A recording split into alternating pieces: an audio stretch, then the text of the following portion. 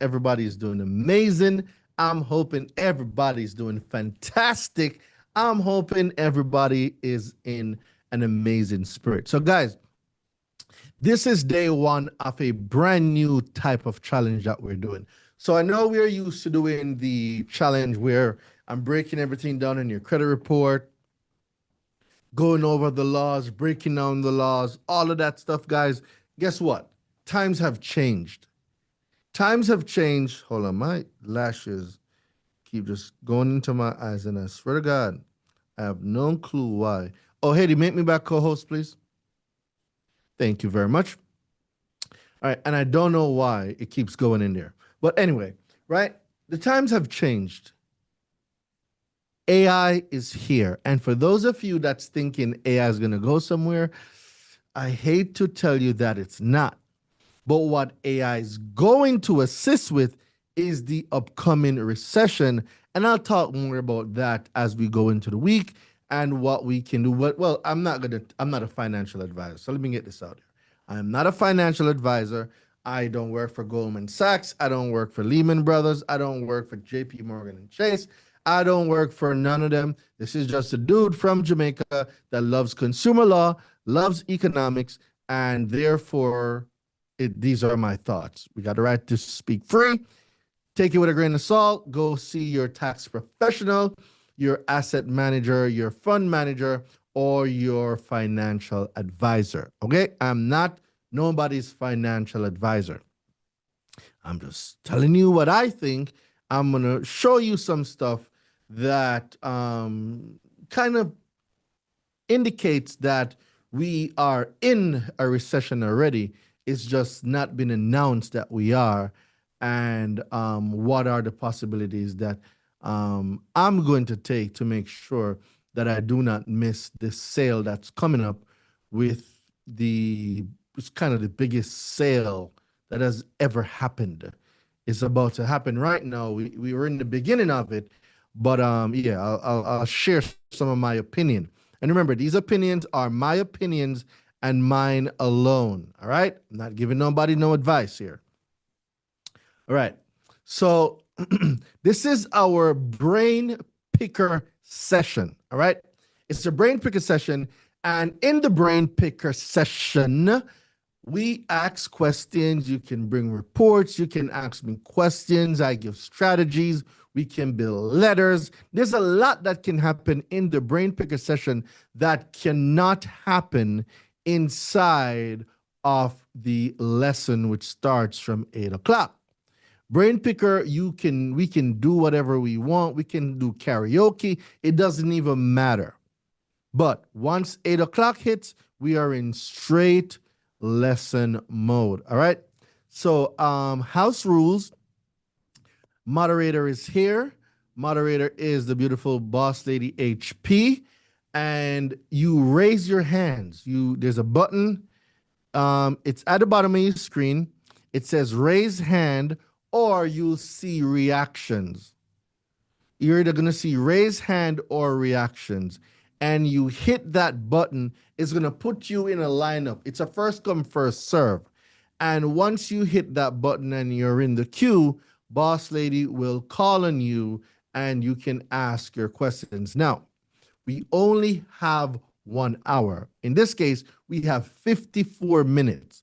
Guys, one question, two the most. But anything over two, guys, I am not going to answer it because we want to make sure as much people ask questions as much as possible. All right. So, Boss Lady, I'm going to turn it over to you. Oh, before I turn it over to you, Boss Lady, guys, this week, when we go through Challenge Week, guys, I want to fast.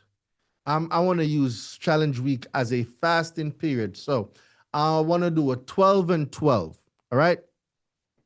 So, we should do 18 and 6. There we go. We're going to do an 18 and 6. All right. So I'm going to do an 18 and 6. And I would love for some of you to come on this journey with me. And we're going to see how we feel by Friday, Saturday. So 1 meal a day, right? So it's only 1 meal a day. That meal will be between 3 to 6, anywhere between 3 to 6. That one meal is going to be between 3 to 6. So after that, anything else we're going to consume is either water or tea. That's it, water or tea. So one meal a day between 3 to 6, no cheating. One meal a day between 3 to 6. Anything after that we are consuming is either black tea with no sugar, coffee, no sugar, green tea, no sugar. You get the drift. I'll be doing this until Friday.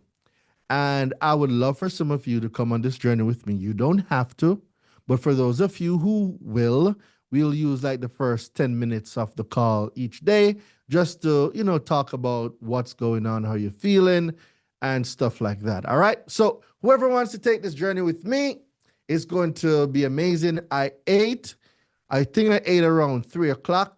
So, I will not eat any more food until 3 o'clock tomorrow. In between, I'll be drinking water, I'll be drinking tea, and that is it, guys. That is it. I'm not going to drink any alcohol until brunch and learn on Saturday. Boss Lady HP, I am nominating you in this with me as well. So yes, I called you out. You cannot back out of this shit. You're in it. You're in it. One meal a day between 3 to 6. We're not eating anything else. We're drinking tea, black coffee, no cream, none of that um um French vanilla stuff, none of those stuff. No. Just black coffee, black tea, green tea, ginger tea. Yes, yes, yes. Who's coming on this journey with me? Just off mute if you're gonna come with me. But It's pumpkin spice season. Say again.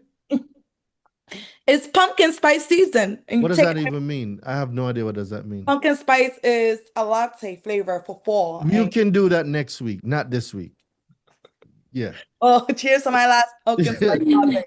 Yeah. So I'm doing it. Mikey, yeah, come. Yes, sir. I'm on the ship, man. Woo! That's 3. Stephanie. Absolutely, I'm doing. I'm so glad you Let's said it. go. Yes, starting All right. tomorrow because today I'm out of it. I That's already ate. fine. Today's y'all get a pass today. Okay, Who else? yes, Who, I'm who else is down. joining? Who else? Who else? Who else? Who else? I joined Coach. Who's that sounded like Shari. Was that Shari? Yes, that was me. All right, all right, all right. So we have what, 5 so far? Who else? I'm on board. Let's go. So remember now, these are the rules. These are the rules, guys. We're eating between 3 p.m. and 6 p.m. It doesn't matter what time zone you're in. That's the eating time. 3 p.m. to 6 p.m. After that, no more solid food until 3 the next day. In between that now, we're drinking water. It could be salt water. It could be hydrogen water, alkaline water, lemon water. We're doing Coconut no water. sugars. Coconut water, yeah, Mikey. Coconut. Coconut water, yeah, yeah, Mikey. Coconut water. Tea, green tea, black tea, whatever tea you drink, just don't put sugar inside of it. No milk, no creamers, no French vanilla, and all of that great stuff. No, we're gonna do this until Friday.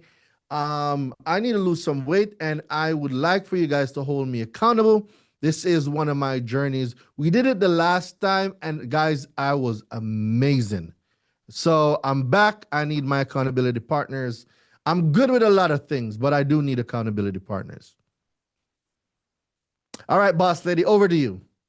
All right, so of course, Stephanie had her hand up first. Remember, guys, just put your reactions up, raise your hand, and then it will call on you. But Stephanie, nice to see you. Hey, so I don't have any questions, Duran. So like, your what your words finally clicked. So with the TransUnion data breach, like this major data breach with them, Mm-hmm.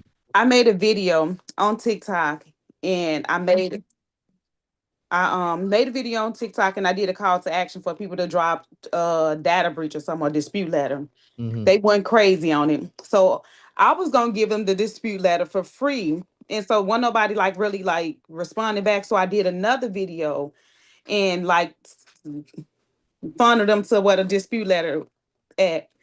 And it finally clicked to me. An offer that you don't make is the offer that they can't take. Correct. Like the letter been selling like crazy. It's not much. I just said $4.95, but just the fact that I was able to sell it like multiple times, and then I did a charge off letter. I'm selling that, and then like people is like really going crazy over the content. I'm like, wow, like you can go viral, but have a way to earn from the Monetize. yes. And Mm-hmm. so the video earning money, but it's just the fact that people is actually like really getting this letter. I'm like, the rand is really in my head right now. I couldn't wait to see you today. Yes. So I'm so geeked up now. So could you imagine if that was $9.99 or Yes. $14.99 or $19.99? Yes. And also I thought about what you said, like having the systems in place to go back and like catch them ones that like don't get it. Mm-hmm. Like I'm like, oh my God, now I know it It's makes making sense now. It yes, started to make sense. yes. So thank you. You're Thank you. absolutely welcome. That's all I had. That was good. That was good. Drop some fire in the chat for Stephanie. That was good. That was really, really good. All right, Mikey, welcome. Yeah, good night, everybody. Well, go on, rude boy. Not much, man. The letter that Stephanie was talking about, Doreen, she Mhm. made that letter because you made me a letter. I was it already in the university? Was this letter I already? couldn't tell you, Mikey, because there's so many letters that we've made, I've made. Mhm. It could have been something she made on her Yeah, own. you made me one last week because I'm in the data breach too. And they sent me a $21 check. Ah. Made it myself. so so I'm using your letter that you made me last week, man. Yeah, man, send it out, bro. Send it out Okay, and get some okay, more money. okay, cool. All right. Durian, I have one question. Mm-hmm. If you're taking a CRA to court, right? Mm-hmm. And you're taking them because they didn't answer A1A, they didn't answer the 30 days, right? So it's a failure to investigate. Right. So if I stand before the judge and the judge say, "Why are you here?" I'm not taking them for the law. Am I taking them because they violated my rights? What am I standing in front of the judge? Why am I taking them? You understand what I'm saying? What am I going Yeah, to tell the judge? that's a very good question, but that would already be inside of your statement of claim. So, in your statement of claim are the reasons why the action is being taken against the party. So, if you remember the CFPB versus Experian, CFPB versus Equifax, right? Yeah. And in the paragraphs where the statement of claims are made, you'll see that one of the reasons why the CFPB was suing Equifax is they were suing Equifax for a failure to investigate consumers' dispute. And that's violation of 15 USC 1681 I A1A. That's why we make our statement of claims the way we make them. So the I reason understand. why you're here Mhm. is because Equifax has continuously violated federal laws, and Equifax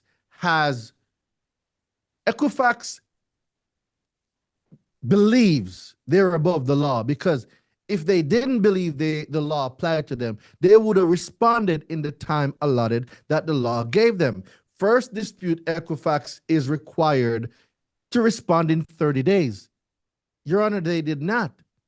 So a follow-up or a subsequent dispute was sent to Equifax, and Equifax completely ignored it. Now, if I send a letter and the law requires for me to respond in 30 days, the best thing for me to do is to respond in 30 days. But if there is no response and I prove that it got delivered to the right address, I prove that it was served using the marshal, and somebody of authority received it, as you can see in Exhibit A or whatever your Mhm. exhibit is, Mhm. right? It is very clear that Equifax believes they are above the law, or else they would have responded. Yep. So we're here for negligence and willful noncompliance, Okay, so statutory, negligence, punitive, negligence. and actual damages. That is why we're here. So we're here for negligence. Negligence, willful noncompliance, statutory, punitive, Okay. actual damages. Just whatever. Because they violated the law and it was willful, they didn't answer. So it's nothing to do with my rights then. It's nothing to do with my rights. No, it is a violation of your rights, but it's also broken down into different categories. Your rights have been violated. That is why you're here. Right. So every one of those laws that anybody break, all of the 1681 this, all of the 1681 that's violating my rights then. Is that what you're saying? Correct, because the consumer laws were put in place to protect consumers All right. from That's my practices question. like this. Okay, so it's So- also violating them. Okay. Correct. Got you, man. I got you. Thank you. You're absolutely welcome. Boss lady? All right, Kenny. Kenny, good evening. Good evening. Good evening, everyone. Hey, Coach, how you doing? I am doing amazing, Kenny. What's popping?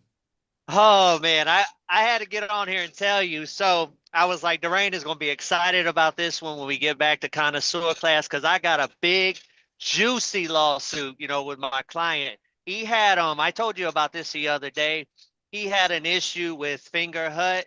They sent him about a week or two ago. He sent it to me. They had sent him telling him, that they had found out that wasn't his account. He was a victim of identity theft and they were going to remove the account.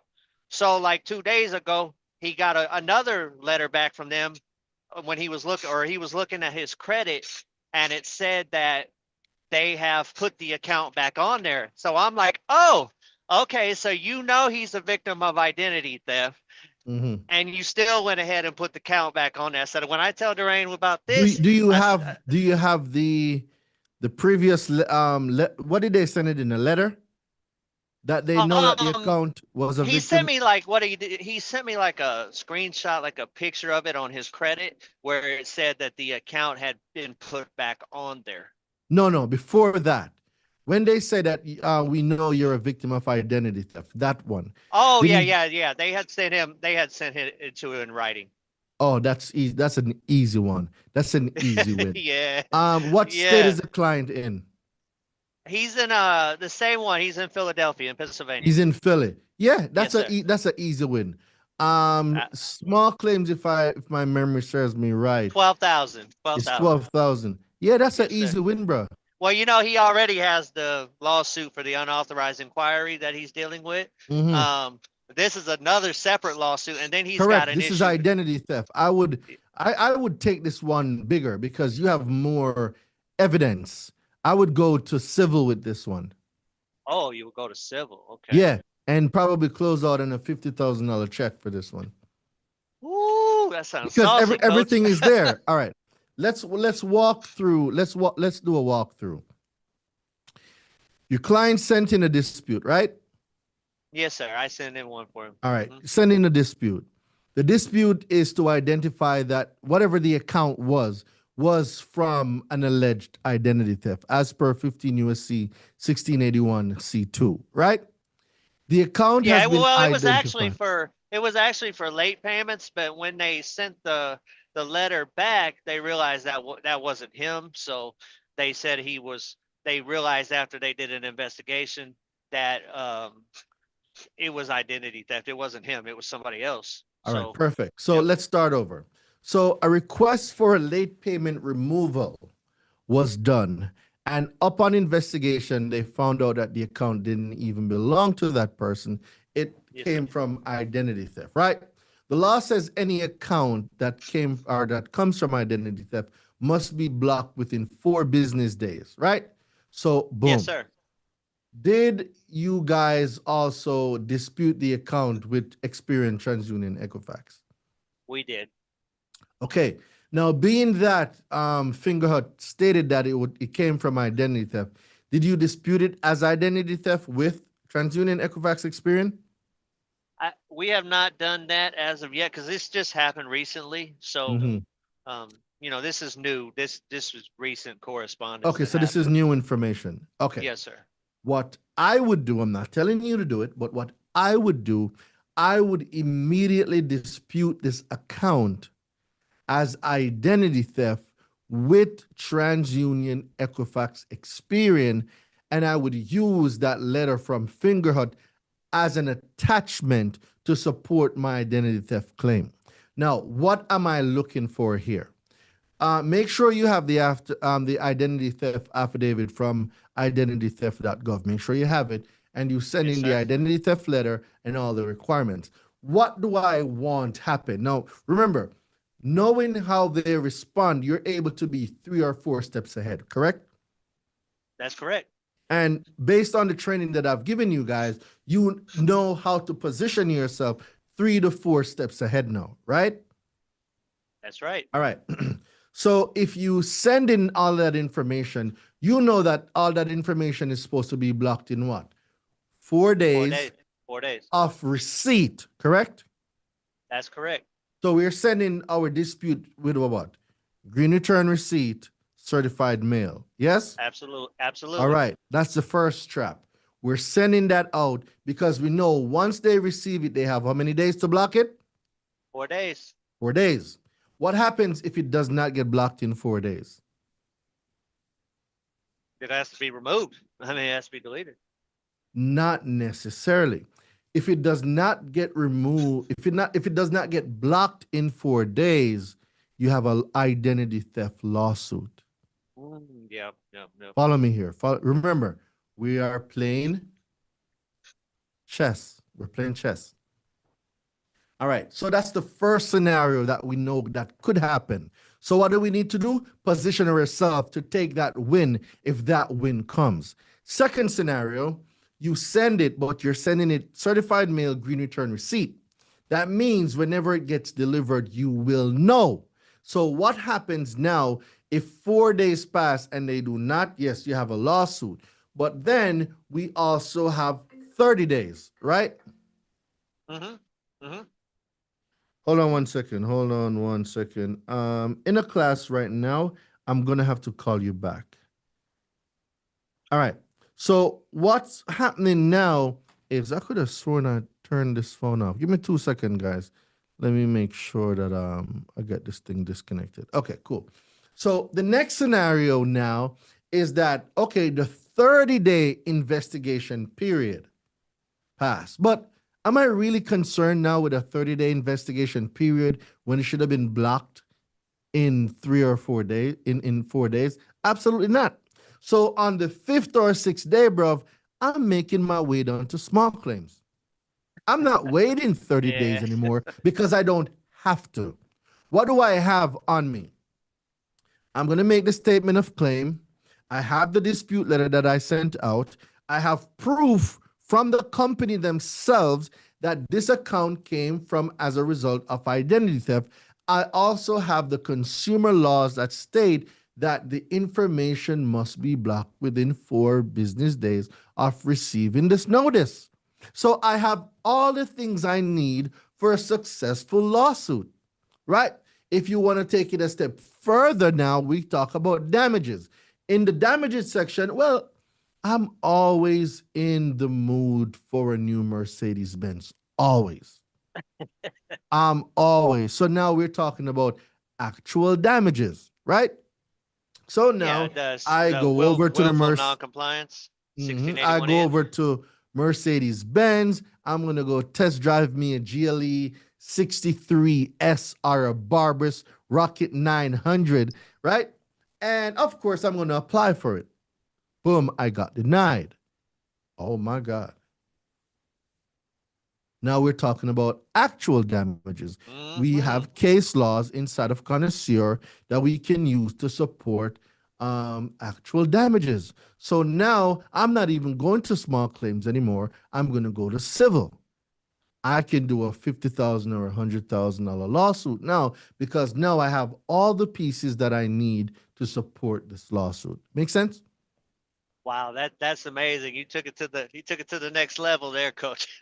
Yeah, that Um, so what how I want you guys to start mapping it out is okay, when I send this dispute, these are the possibilities of what could happen.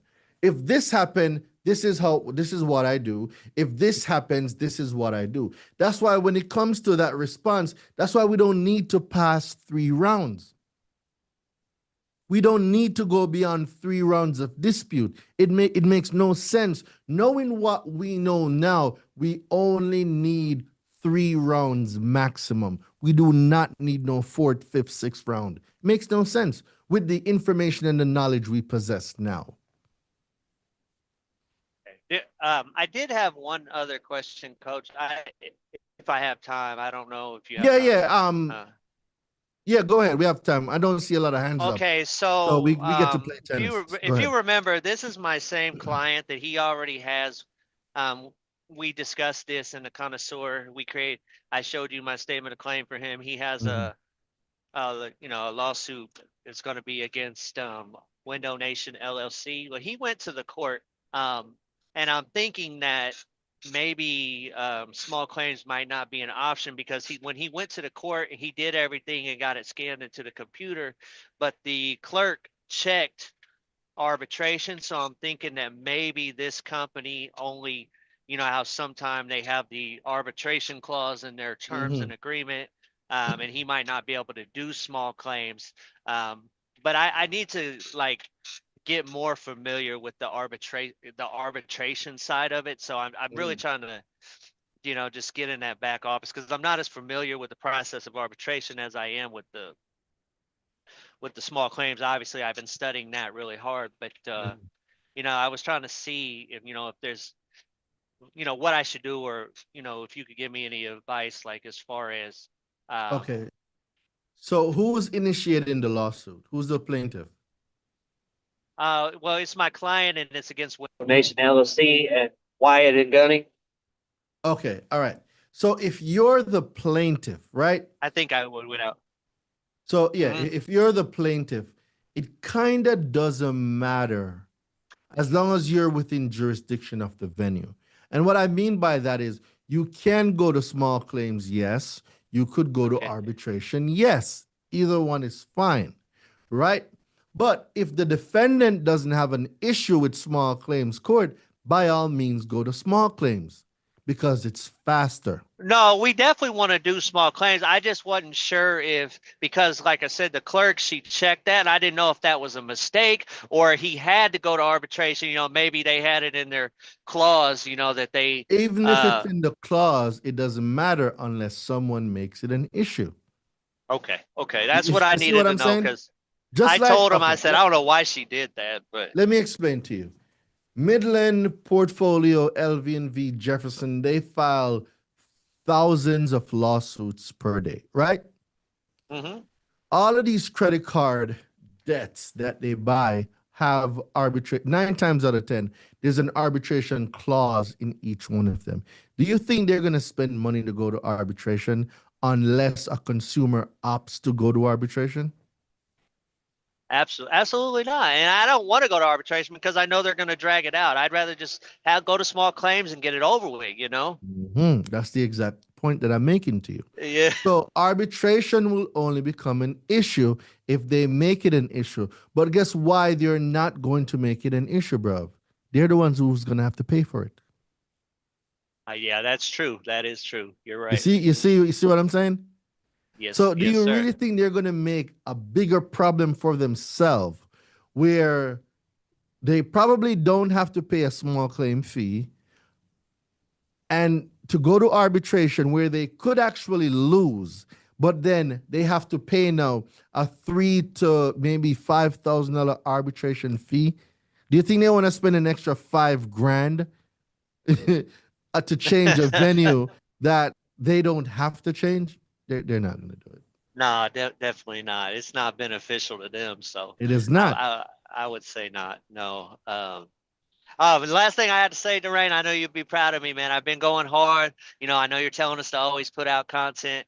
I had a video the last time I checked a little earlier today, bro, that hit 35K views on my Woo! TikTok, and it's still going up. It's going crazy. It was a video I did on just talking about Navy Federal and stuff, Mhm.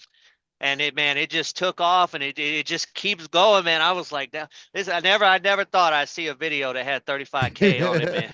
but Congratulations.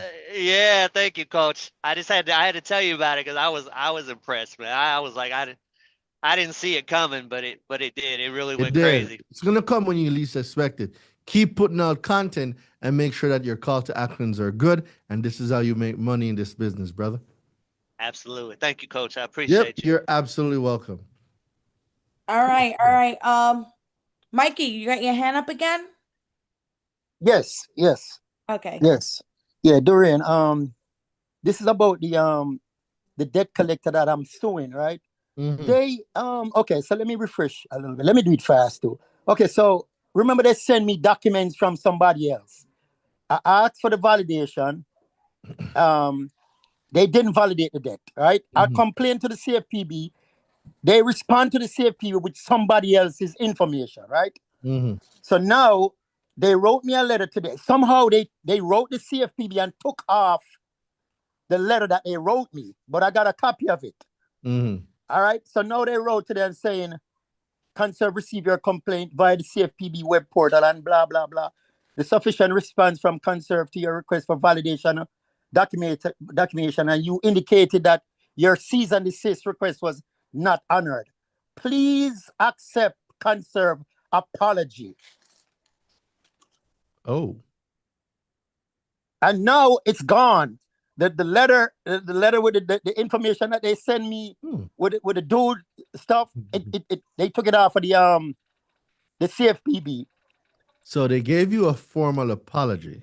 A formal apology, sir. Interesting. And then down here, they telling me you are advised that any such copies should be destroyed and should not be forwarded to share with any third party.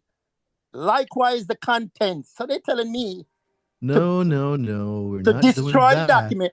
You shared it with a third party. Are you telling me I must not share it with a third party? I would proceed with this lawsuit as scheduled. This could be a very great payday for you, I'm Mikey. looking at it too, man.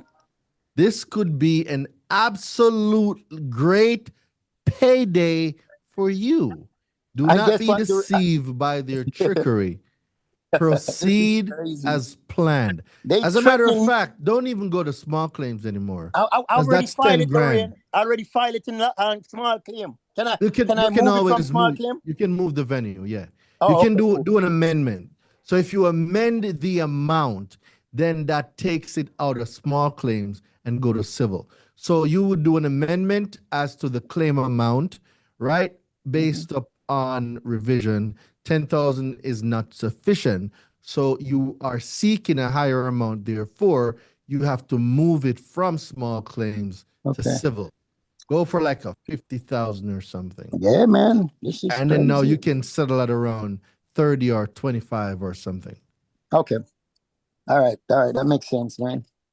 Yep. They Like tell you see that you have to proceed with, this isn't me telling you No, what to no, I do. see it. I I'm see not it. telling you what to do. What I would do if such an opportunity presents itself literally in my lap, I would proceed as planned. Yes, sir. They apologizing and they telling me to get rid of the documents, Yes. destroy them, and should not share it with no third party. Yeah, I'm not agreeing to that. Who you think you're talking to? A 5-year-old? Okay, All sir. right. All right, man. Thank you. All right. Think I'm a stupid.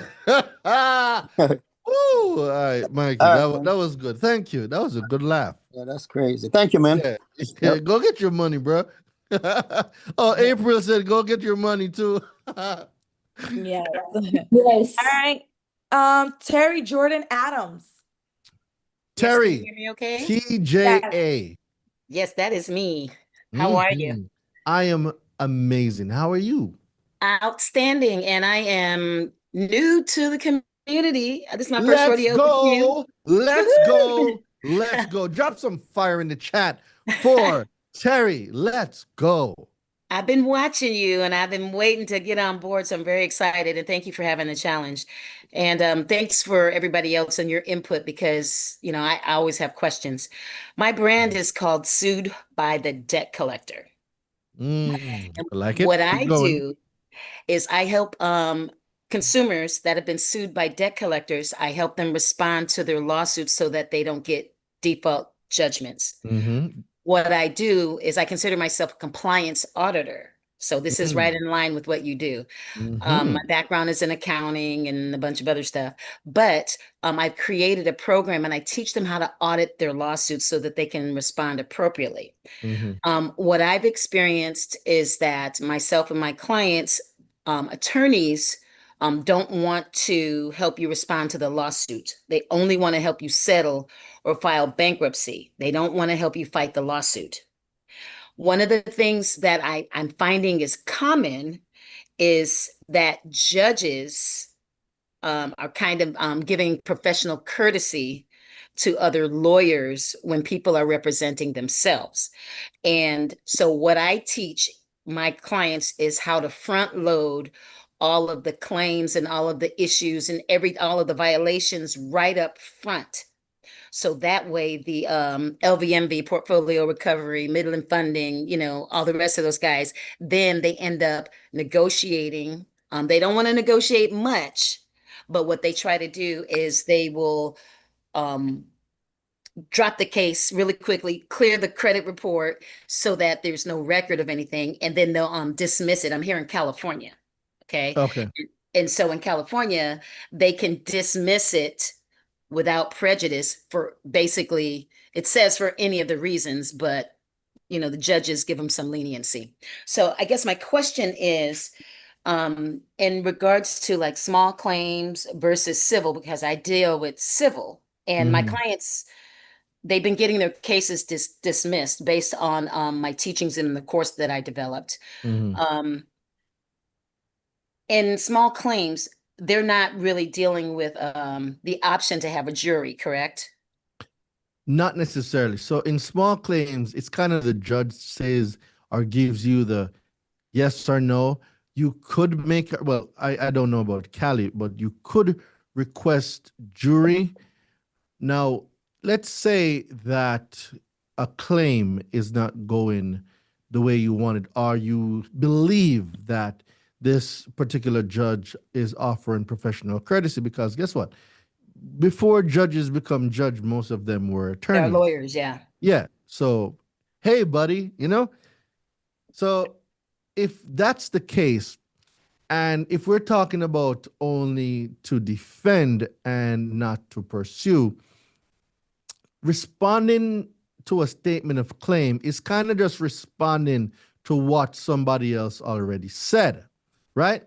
Now, if you're responding to what somebody else said, it also gives you kind of an opportunity to add a factual section to that response where you're stating some facts in Mhm, addition to the response. of course. Now, in your facts section, this is where I am going to let it rip. And when I say let it rip now, it's on record. So let's say that let's use LVNV for as a company, and let's use an example as failure to validate, right? So they're claiming that they have a case, and this case that they have is that Durain owes them money. All right, Durain owes them money, but Durain never done business with LVNV funding. But LVNV claims that they have a case. So they did. In your audit, are you finding out if the clients had an opportunity to dispute the alleged debt before it went to court, or how are you doing your evaluations? Quite frankly, we're slaying them without even having to deal with the validation because what they're including in the lawsuit, Hold on, your audio went. I think you may have on a few devices at the same time, so it's causing an echo. Terry? yes, I'm here. Okay, good. All right. What I'm finding is that once it gets to the lawsuit stage, it's so easy to discredit their claims in the lawsuit, even starting with the account stated, the evidence that they're putting forth, like the bill of sale. They're saying we're the sole owners, but nowhere on that bill of sale does it say they're the sole owner of anything. It says they bought something on that day from somebody, but doesn't say, so it's easy to discredit that. But what I'm finding is that there's other opportunities to file against them, like for credit reporting. Correct. You can do a countersuit. No, the point that I'm Yes. making is that under no circumstances can any debt collector attempt to collect on an invalid debt. Mm-hmm. The law is absolutely clear. Without validation of a debt, there is no case. So what I'm getting at is that validation, it is one of the most important nail in the coffin. One of the most important. So if the consumer never got an opportunity to attempt to dispute the validity of the debt itself is invalid because the consumer never got an opportunity.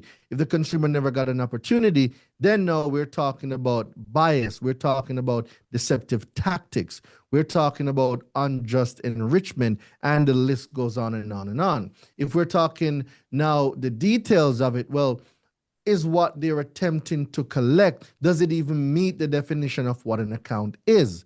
Because the law clearly states that if it's on the consumer report, it cannot be on there. They cannot be attempting to collect a debt. There's no permissible purpose for a debt. There's only permissible purpose for the collection of an account. That's what the law says.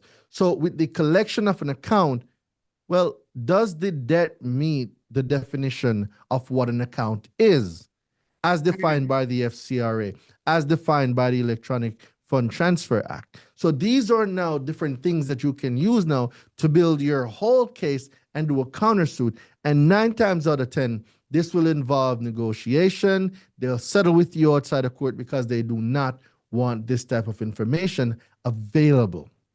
With the cross complaints here in California, you have to file a cross complaint at the same time you file the answer, which is nearly impossible because you don't know of much of the violations that occur in the lawsuit until after the fact. Because it may happen through discovery, or it could happen through other communication. You see what I'm saying? So Yeah, but remember, the time your frame for a statement cross of complaint. claims is also allegations. So an Say that again? allegation doesn't mean it has to be true, That's correct. right? So, Yes. and this is where foresight comes in. You being able to map out the scenarios that may happen, because 9 times out of 10, you're not going to win all of the claims that you put in. Sometimes they'll dismiss some of the claims, but then some of them have ground and merit. So having that foresight of knowing the entire dispute process, the entire validation process, the entire statute of limitation process, the entire Bursaw versus Northland strategy, the entire Hinkle versus Midland strategy, having these strategies in place already gives you an unfair advantage because you can respond with any scenario a debt collector puts in front of you versus only getting dismissal, and your dismissal is without prejudice. If we're getting dismissal, we need that with prejudice. And that could be some of the things now you put inside of your negotiation. Because they have to dismiss it now with prejudice. So this action can never be brought back up in the future. Yeah. Yeah. FYI, the right to a jury trial is a federal law. It's not a state law.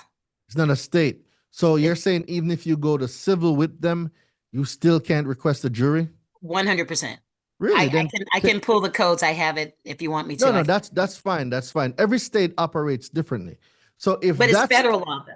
It's not. If that's the case, then all right, let's make our small claims and our civil so compelling that you could see if the judge is biased based on the ruling. Yeah. And then you could why, ask that judge to recuse themselves from the case if you're going back for a retrial. That's why I have my clients as it progresses and depending on how it's going, I tell them to put in their request for a jury trial according to those USC codes. And that way, if it gets denied, then it puts the judge on the hook. Yeah, so you have to be able to set traps, and you want to set these traps so good that you always want things to work out in your favor, never Sure. against you. So when you're laying these traps and you're putting these pieces into play per se, you want to make sure that any end result that comes out is always, always, always closer to the end goal that you want. Absolutely. So I think with a few tweaks, you're like 99% of the way. It's just that I need you to also really get this validation process done, because once you do, it will be one of the biggest superpowers that you're going to have, where you can get them now on deceptive practices, failure to validate. There's laws that require a debt collector to communicate with a consumer, giving a consumer the right to dispute the alleged debt. And if none of that is done, well, what type of case is this? What are we looking at here? Right. Well, keep me in prayer. I'm working on a SaaS product that I plan to license to law firms because they're leaving a lot of money on the table, and I've got some good stuff to support what I'm doing. And I'm looking forward to working with Oh you. yeah, I'm wishing you absolute success. And here I'll teach you everything that I know so Very you can excited. be absolutely more successful. So shout out to you for doing something amazing. And yeah, let's keep it going. Love it. Thank you so much for your time. You're absolutely welcome. Okay, it seems like no one has their hand out. We got 10 minutes, so that's about 4 questions we can answer. Don't be shy. Doreen, you can ask for a jury in your case? Yeah, you can request a jury, but it's normally done with like federal trial or very big cases. Jurisdictions, it's always good for you to research your jurisdictional requirements or Okay. laws and see if your jurisdiction, let's say that if you're at the small claims level, does small claim allow jury request? Does civil allow a jury request? Does federal allow a jury request? Okay. So once you figure out what works in your jurisdiction, if that's the route you want to go, then absolutely go that route. All right. All right. Cool. Thank you. No problem. Hey, Doreen. I keep hearing something, but I'm not seeing. Remember, guys, Doreen, can you? the hands. Because Probably, Ronnie, yeah, but we gotta keep it. We gotta, right. we gotta keep it in order. So, Ronnie, just raise your hand for me. Remember, look at the bottom. You're gonna see raise hand, and from raise hand, we go into you being up here. So, because Kenny's hand was up first, Haiti, we can take Kenny. But Ronnie, Okay. Ronnie, do you see the hand? Let me make sure that Ronnie's able to raise his hand. Ronnie? Think we may have lost him, Haiti. All right, Kenny could go first, and then when Ronnie comes back, then we'll call on him. Okay. Kenny, the floor is yours. All right, thank you, HP. Yeah, Coach, I pulled one of your moves earlier. I was speaking with another client, and you know how I used to watch your podcasts all the time, and I remember you always being like, "This ain't the law because Durain says it's the law. This is the law because Congress says it's the law, right?" And so, and I had him on the phone, and I said, and I know one of your moves too. You always be like, "You got your phone handy?" And so I said, "You got your phone handy?" And I told him, I said, I had him Google the law for late payments, the 15 USC 1666B.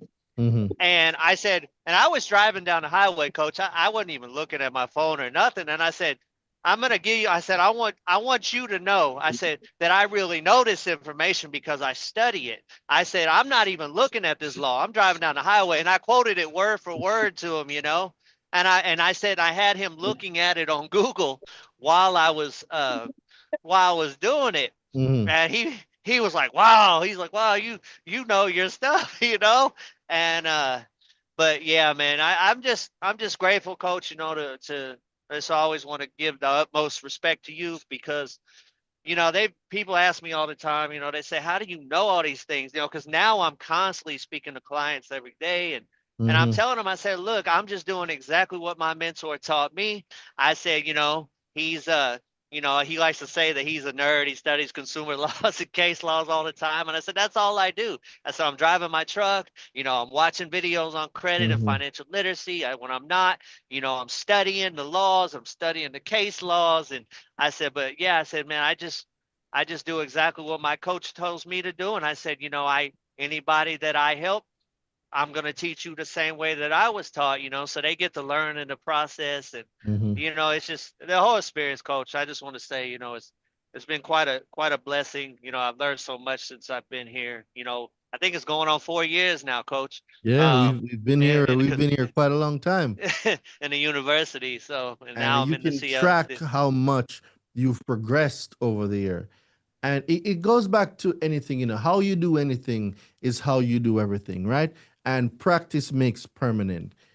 Like when you speak to someone that knows what they're talking about, it's different than speaking to someone who's reading something or looking at something. And when people are able to, we call it the eureka moment, when that light bulb comes on. When they read it and they're like, this thing is really here. Like it's different when you tell someone something, I'm telling you something. But there's a difference in the mind shift when they figure this thing out themselves. All right.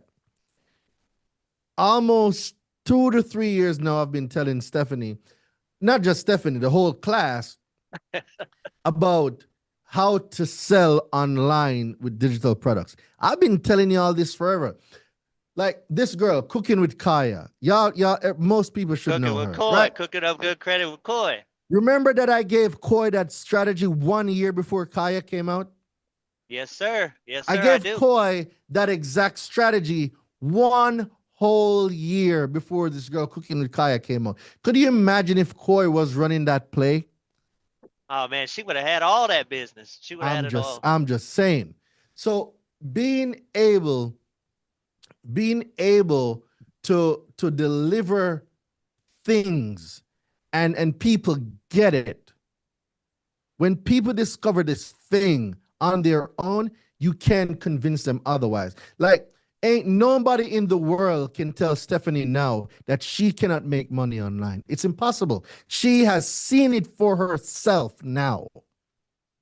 That for every video, she can pull in anywhere from $100 to $1,000 per video online. Ain't nobody can tell her nothing else because she now discovered that she actually can. Me telling you that you can, yeah, Doreen is saying it. It sounds great, dude, with your Jamaican accent. But you discovering this for yourself, it's a completely different game. Oh yeah, Absolutely. there's nothing like education, like and it's like people. I tell them, people that aren't readers, you really need to start learning to read because man, when you start reading and all the financially intelligent people, they study, they read, and if you got that thirst for knowledge, like I have and so many, we all have it. It's just such an exciting Yeah. thing, but yeah, man, it's been quite a journey, coach. And you're right. It's like that light bulb hit for me too. And, uh, now nobody can tell me nothing. I even talk like you, coach. I'm like, I wish they would, I wish they would give me a rebuttal, Definitely, man. Yeah, Definitely. yeah. But All thank right. you, coach, for everything. And Yeah, I no appreciate problem, it. man. No problem. Hey, let's get running before we run out of time. And I, Perfect. I definitely appreciate you guys, man. Like I came back from Jamaica just to speak to y'all. Like, come on, who does that? All right, Ronnie. Go ahead and ask your question. Hey, Duran, can you hear me? Loud and clear, my guy. What's popping? All right. Hey, so listen. Uh, I had a debt collector. One of my clients from Jefferson Capital, right? So they had we sent a letter out. I sent the 12 CFR 1006 Point point three point four three four C. C. Yeah, Mhm. so I sent it out to them, right?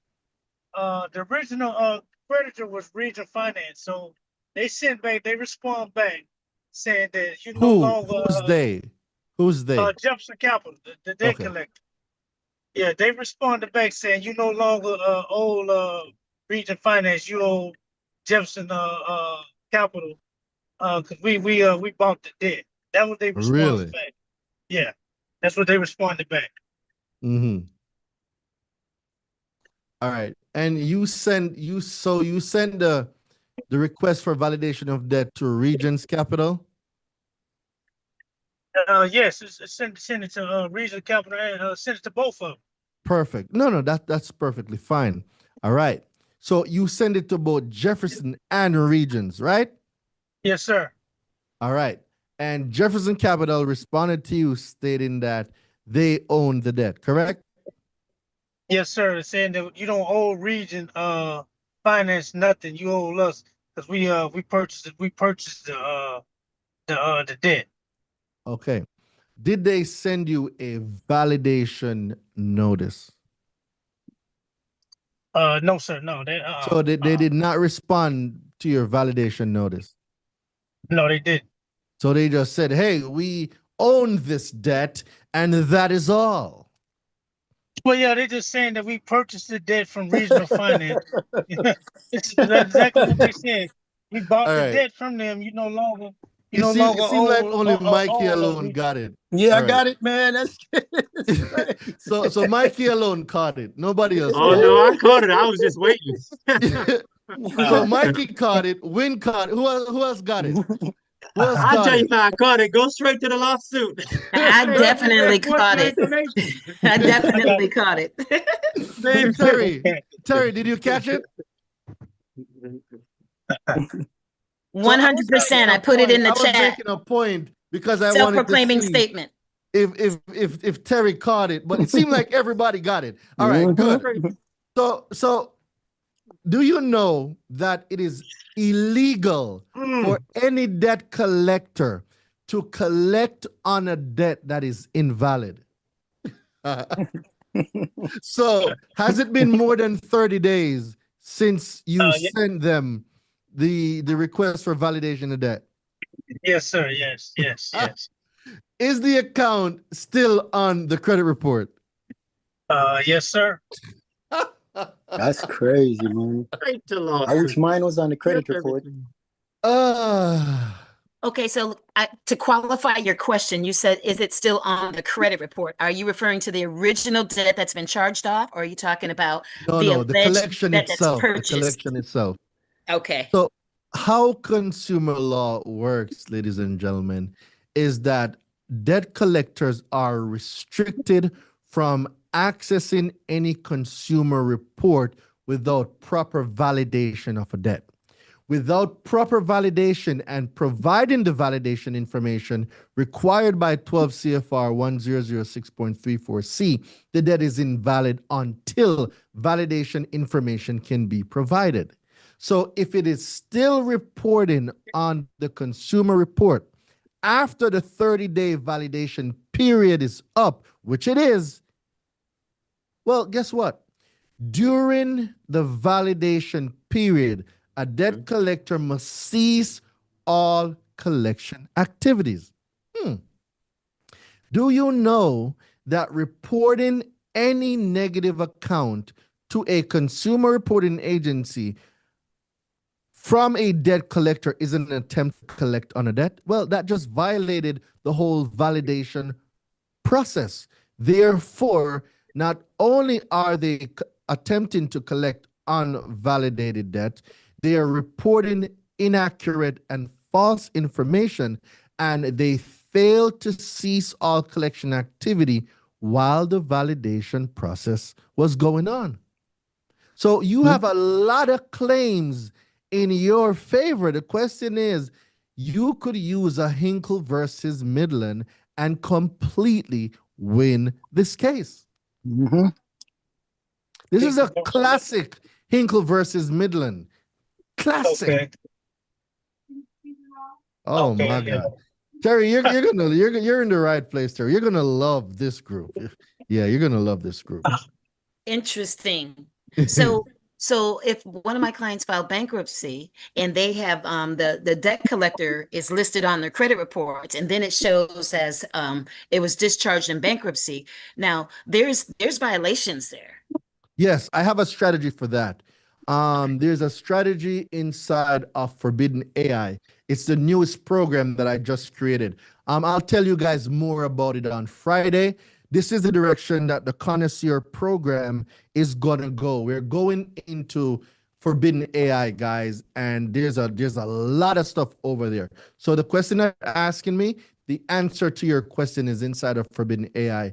This is the program that I'll be pitching, so to speak, to you guys on Friday. I'll give some of you an opportunity to be a part of it. So, like Mikey's coming over, Wynn's coming over, connoisseur people are coming over, and I'll give students in the university an opportunity to join.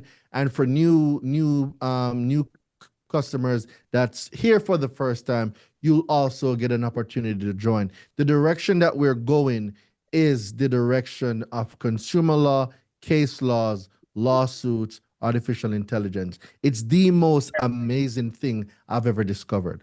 The most. All right. So, Ronnie, I'm going to be looking forward to seeing you in Forbidden AI.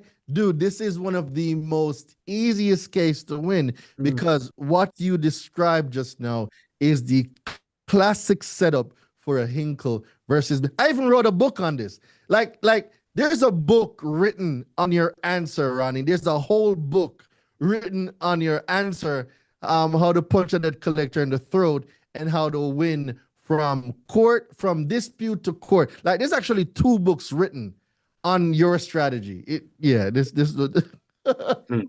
Okay, so this listen, is that Hinkle versus Millen? Is it in the university?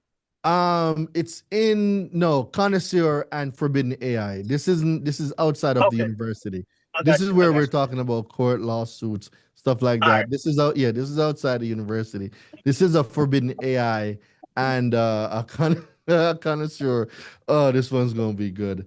Boss lady, we are How much? 4 minutes over. Yes. Man, how much is for Pin AI? How much is it gonna cost, Terrain? I got you, Ronnie. Boss lady's gonna reach out to you. All right then. All We right, got man. you. All right. We got you.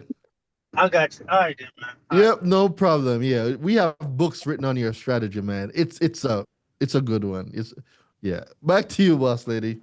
All right, well, it's 8 o'clock. No one else got their hand raised. We'll go into lecture mode. All right. Whew. Y'all gave me some really good laughs today.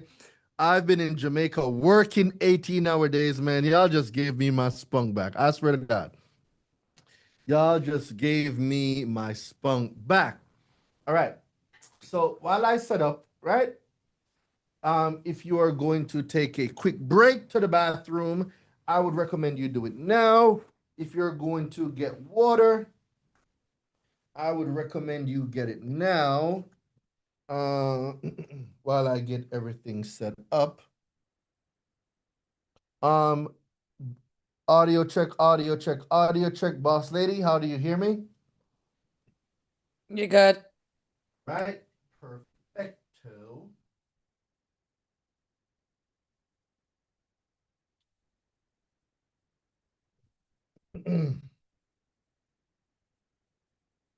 All right, so I'm sure everyone can see the screen. Haiti, is the screen good? We're good?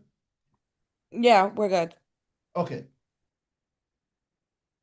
There's a hidden war on consumers, and a lot of people don't want to believe it. Some people want to stay under a rock. Well, it's fine. You can do whatever you want to do, but it doesn't change the fact. It does not change the fact that there is a war on consumers, and only some people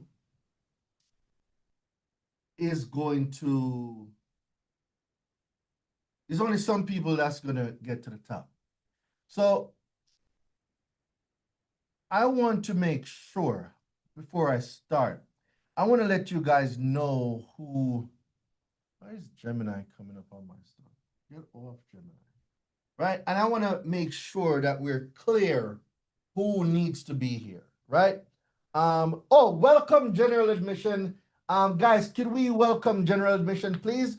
Drop some comments in the chat so general admission can hear see what's going on. Welcome general admission. Welcome, welcome, welcome, welcome all. You totally missed our brain picker session. It was really, really good. But welcome, general admission. And I just want to go over some things real quick. So, Forbidden AI, the 5-day challenge, is an introduction to a new program that I created. This new program is called the Forbidden AI Mastery Course. This course is going to teach you how to combine consumer laws, how to combine case laws, how to combine legal strategies to assist with your dispute so you can potentially win. This challenge is not for excuse makers. So if you're always blaming others but never taking action, this challenge won't help you. So if you're always saying, oh,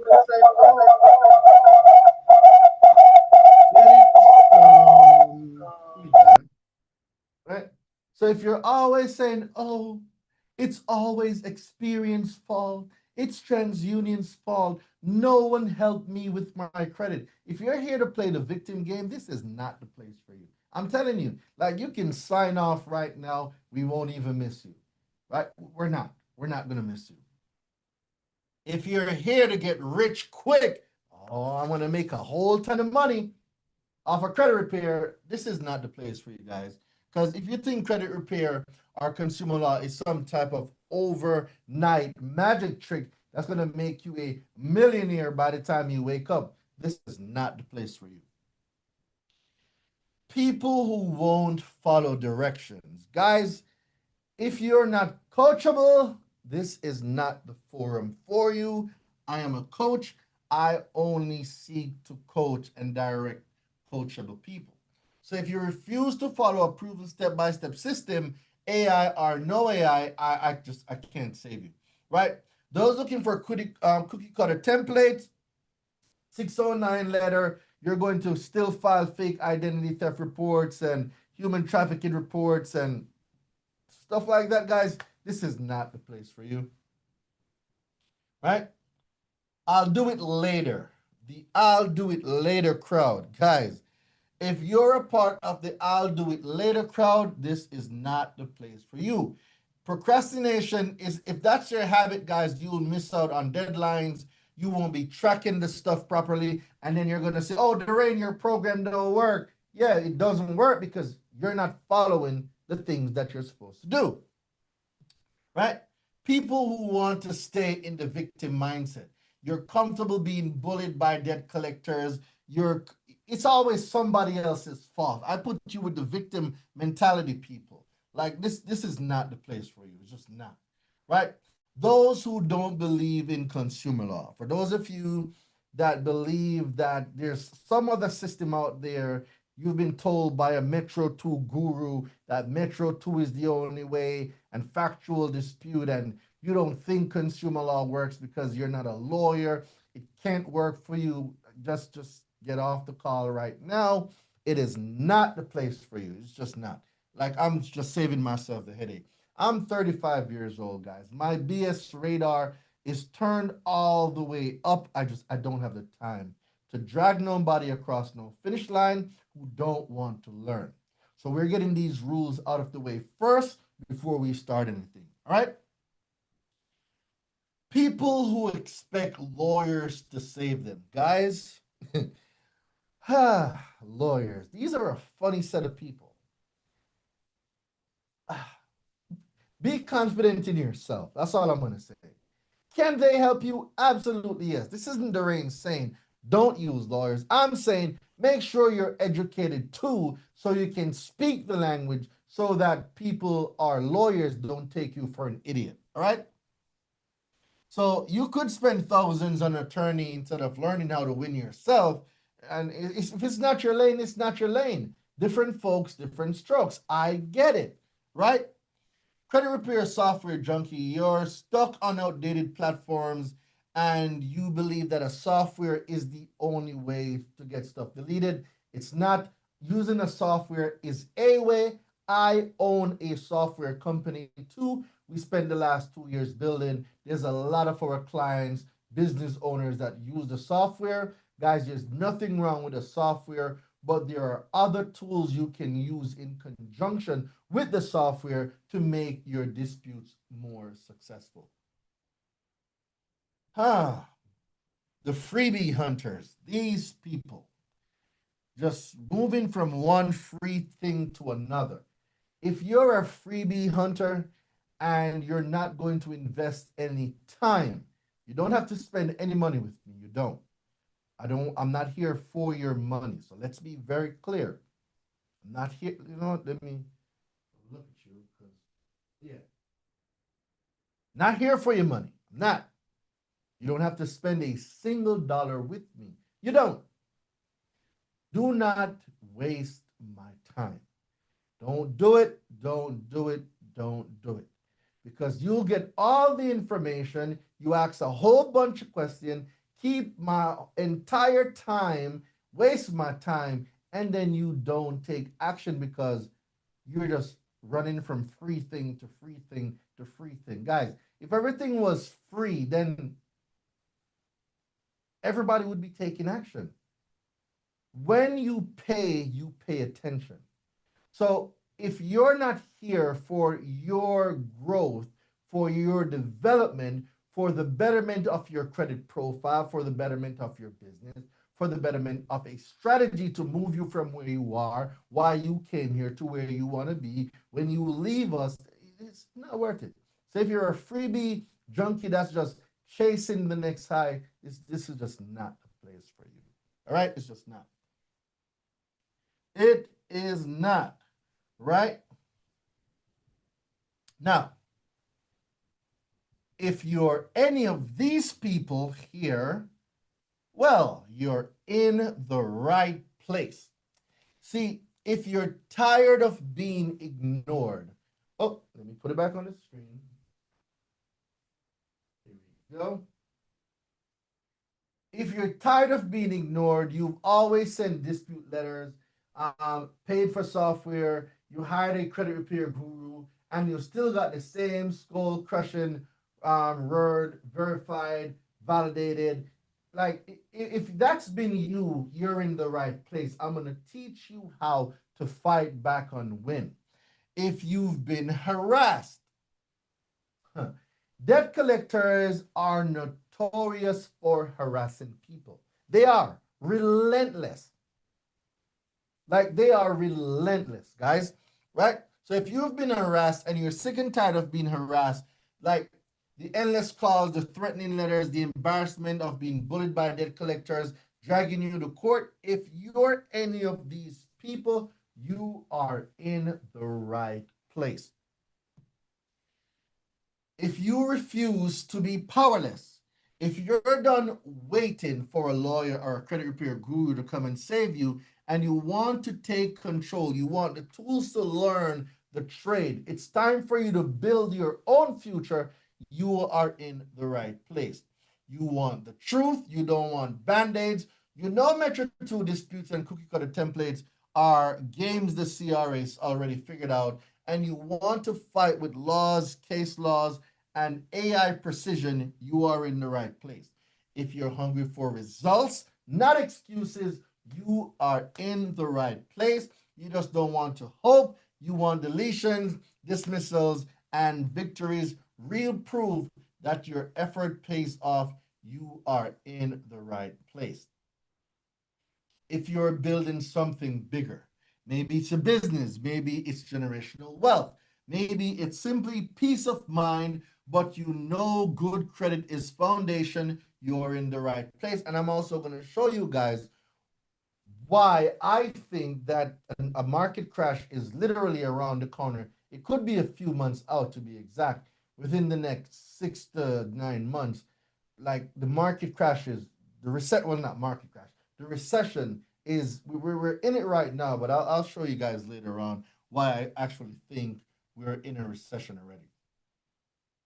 You've wasted money before, overpriced lawyers, useless templates, expensive software, and you refuse to get burned again. Guess what? This is actually the place for you. You're ready to flip the script instead of being the one scared in the mailbox, ringing like have you ever gotten a mail and you're like, I refuse to look at this mail. I don't want to look at it. Because if you don't look at it, then guess what? You're not going to worry about it, right? So, like, if you're ready not to be that person anymore that's intimidated by these corporations, right? These corporations intimidate you, you're in the right place. You dream of freedom, approval for a new home, the car you need, the funding you need, the relief of just knowing that bad credit is not choking you out anymore. You're in the right place, right? You believe it is possible for you, you are in the right place. You don't need to be a guru. You don't need to be a lawyer, a financial genius. You just need a system. Forbidden AI is the system guide. This is my newest creation. The market has changed. I'm going to say this one more time. The market has changed. Stuff that we were doing a year ago or 2 years ago, guys, it may not work anymore. We have a new market with new systems and new tools. A mind convinced against its will is of the same opinion still. If you are still operating like a year ago, 2 years ago, 3 years ago, I'm sad to be the bearer of bad news. Things and times have changed. Our dispute methods must change. What we're staying in our templates must change. The way we operate must also change. Forbidden AI is the new way going forward. Right? So now that we know who this is for and we know who it's not for anymore, right? We know who belongs here and who don't. So I'll give those of you that does not belong here, I'll give you guys a second to get out of here so I can focus. So I can focus on the people that does belong here, right? Now, there is a war. Some of you don't know it. Some of you might.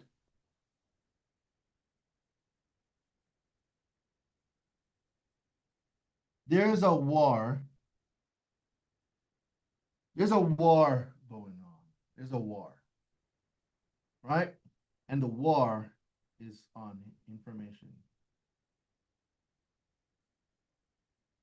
Why do you think we're having so many data breaches? Why would someone waste so much time, effort, and money into getting as much information as possible? Information is the new gold, ladies and gentlemen. Companies that possess the most information are some of the wealthiest companies in America. Facebook, look at Facebook. Facebook has almost the entire world population information. And I'm not just talking if you're male, female, I like to play tennis. I'm talking about they have your pictures, they have your call history, they have your text history, they have access to your phone, they can get recorded. Like Facebook has everything. That's why it's so big, right? We have companies like Tesla, electric cars, they have your driving habits. We have companies like Amazon, they have Alexa, they can feed in data. Have you, like, has any of you ever noticed that you're talking about something in your house and you go on Amazon and this thing that you were talking about in your house just magically shows up on your on the Amazon has a feature. It's like a homepage where they give you suggested products or products that they think you may like. And this thing just shows up randomly. Like, wow, wasn't I just talking about buying an electronic scooter 2 nights ago? And here it is on Amazon. I'm looking at it. Huh, how did that happen? Right? So if you've ever felt like the credit system was designed to keep you broke, guys, you're not paranoid. If you've ever thought that the credit system was designed to keep you broke, you are not paranoid. You are correct, right? And I'm going to talk about some of the things today. I'm going to be exposing the secret, the financial prison, so to speak. So there's 90% of people that is controlled by the 10%, right? 90% of people are controlled by the 10%. And in today's lesson, I'll be talking about how CRAs profit off negative info, not accuracy. I'm going to be talking about debt collectors weaponize your lack of knowledge. I'll be going over some FTC studies, and I'm just going to show you how a system or having systems in place will greatly enhance your probabilities of getting things right. Okay? So let's talk about the war on consumers, right? Let's talk about that. Information. Why is information so important? Well, your consumer report. Oh, I'm wondering why it wasn't changing. Your consumer report is made up of information, right? The information in your consumer report is on a scale. The scale ranges from 300 to 850. This is the scale that holds your information, right? If it is negative information, your credit score is going to be bad. If it's positive information, your credit score is going to be good. Now, between the negative and positive, we have about 550 points. This is what you need to maximize on. 550 points need to be maximized on for you to be on the upside of the scale, right? So let's talk about the information. What are the things we know about the information that's possessed in our consumer report? Okay, well, the first thing we know is that every time your information gets pulled, somebody, ain't gonna call no name,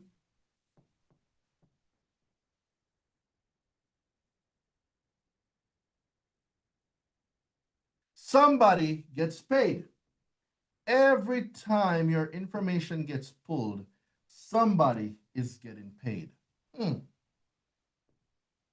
Somebody is getting paid every time your information pulls. And this is where you really have to pick sense out of nonsense, ladies and gentlemen. If every time your information is pulled, does it matter if your information is good or bad? Like, really think about it. It doesn't matter. What matters is if your information is good, somebody is going to get paid only once, right? They're getting paid only once. Okay, still getting paid. But what if the information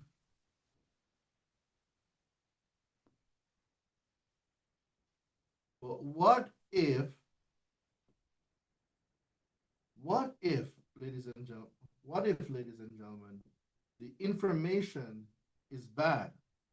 What if the information is bad? Hmm. Well, they spent millions and millions and millions of dollars.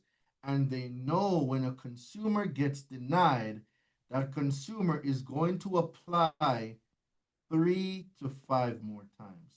Has anyone here ever been denied for anything and you apply 3 to 5 more times after being denied once? Is there anyone here? Because I know I've done it. Yes. I've done it, Yes, absolutely. right? So they realize that, oh, when the information is bad, we can make more money. Hmm. Hmm. Hmm. See, not only did they know, right? They know.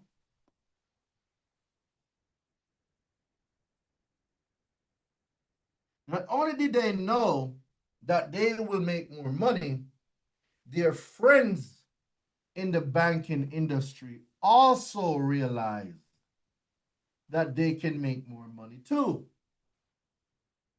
So they're going to tell their buddies that there's a group of people with bad credit. They're going to tell their buddies that there's a group of people, right, with bad credit.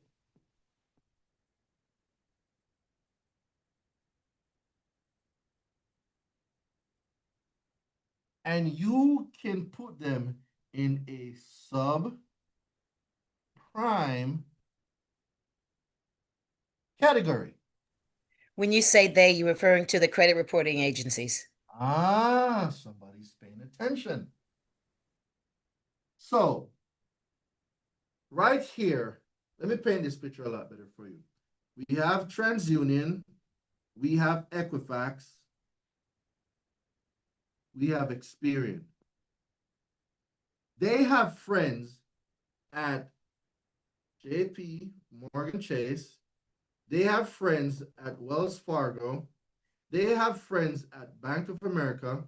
They have friends at Navy Federal, and you get the drift as it goes on. They have friends at Santander. They have friends at all of these institutions. And they know that when a consumer has bad credit, they fall in the subprime category. Now, in the subprime category, it is it's kind of the wild, wild west. There are laws that regulate it. However, this is where consumers get taken advantage the most. Ask me how I know. I was paying 19.90% interest rate on a used Nissan Altima, a 2007 Nissan Altima, where I was paying 19.90% interest rate on that vehicle. And did you know that the state that I lived in at the time, New York State, New York State has a usury law limit of 16%. What does that even mean for someone who's never heard it before? In New York, the highest interest rate you can charge is 16%. So how was I in New York paying 19%? I did not know usury laws existed. And because of my ignorance, it cost me more. Is that making sense to anybody? Because I was ignorant and I did not know the law, it cost me more. So, when you're in the subprime categories, banks charge higher interest rates.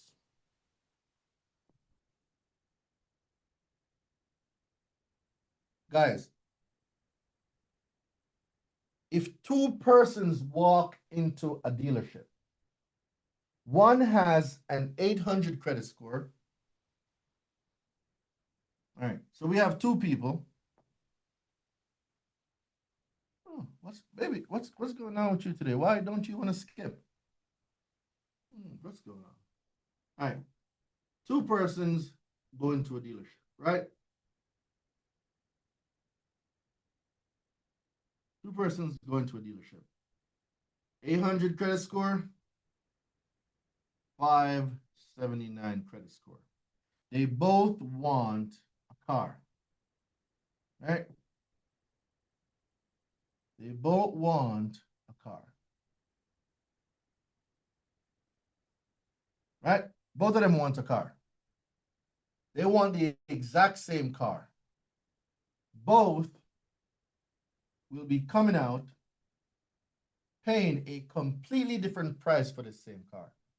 This person with the 800 credit score probably cost them $0, nothing out of pocket. This person with a 579 credit score, guess what? You're gonna need a $2,000 to $4,000 down payment, right? And you're gonna come out with maybe a 15 to 25% interest rate. Y'all see the difference? One person is coming out with $0 and their interest rate will be lower. And this is a fact, it will be lower than 4%. 800 credit score is coming out zero out of pocket and a 4% interest rate. Ask me how I know, because this has been me, Durain, and this has been me, Durain. I've been both persons.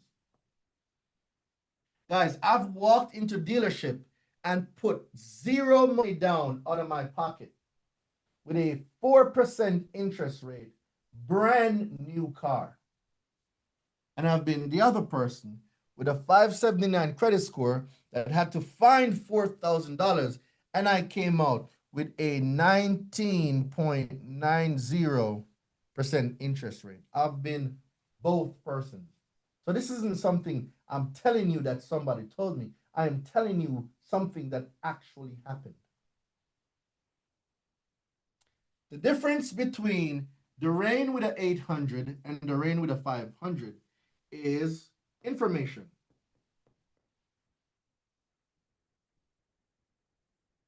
That was the difference between the two Durains. One had information that the other did not.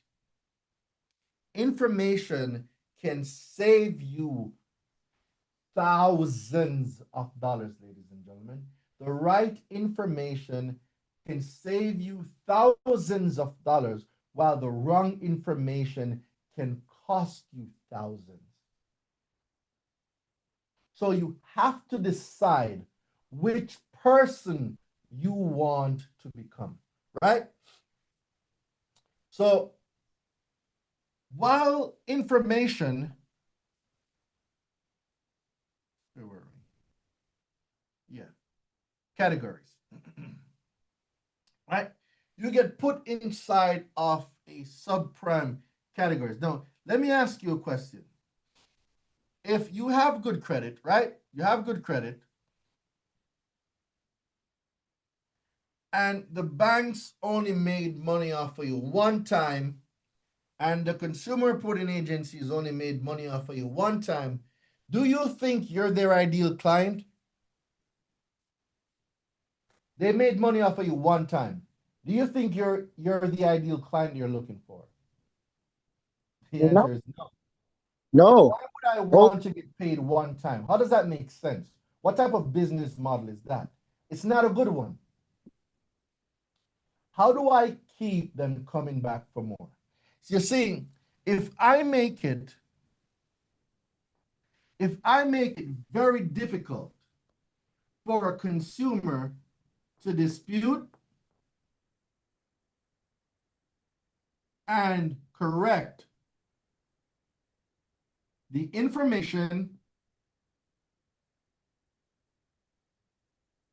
on their consumer reports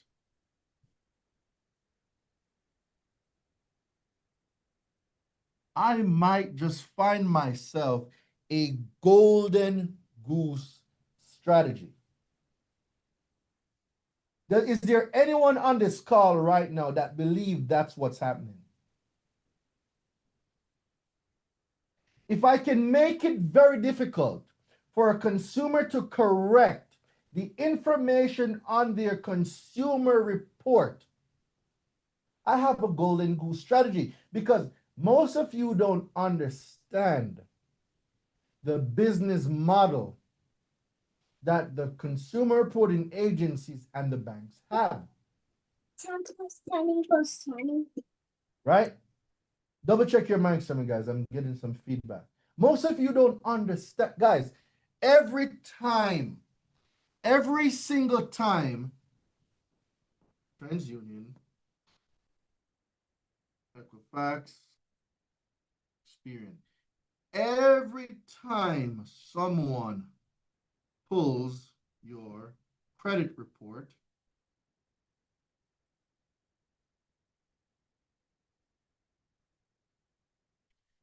it must be paid for. Every time your report is pulled, someone has to pay for that pull. Someone has to pay for it. If your credit is good, the report is only being pulled once. But based on statistics, based on research, we know that if the average person gets denied, they're going to apply 3 to 5 more times. So why get paid once? Why get paid once when I can make it so difficult to pull the reports that I can get paid multiple times? All right, let's do some math. Let's say that the average cost to pull a credit report is $10. Let's just do some maths, right? Is $10 a lot of money, anyone? It is if you pull it over and over again. Is it? Multiple consumers. It is if you don't have $10. Right. So let's say that the average person is going to pull it 3 times. Let's use 3, right? We'll use 3 as a conservative number. It's in between 1 and 5, so we're going to use 3. Let's say the average person pulls a consumer report 3 times after being denied. So that's a total of what? 4 times, right? 3 plus 1 is 4. Because they did it the first time and they never got through, so they pulled it 3 more times, right? Plus 1, plus 1. All right. Now, how many people have credit reports in the United States? How many people? Everyone. No, not exactly. Remember, we still have, there's kids. So we have to factor in the kids too. There's over 200 million credit reports. If somebody don't believe me, Google it. Come test my gangster right now. We have approximately 200 million credit reports. Each consumer reporting agency manages approximately 200 million consumer reports. Is anyone about to test my gangster? No? All right. It's fine. You don't have to test my gangster. So there's over 200 million credit reports. How many people in America have bad credit? Remember, bad credit puts you in the what? the subprime category, right? So let's go to Google. Since as y'all are so shy to test my gangster, I'm gonna have to test my own gangster. How many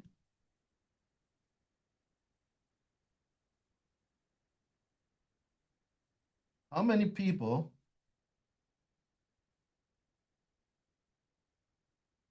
have bad credit in America? How many people? Right. Dum dum dum.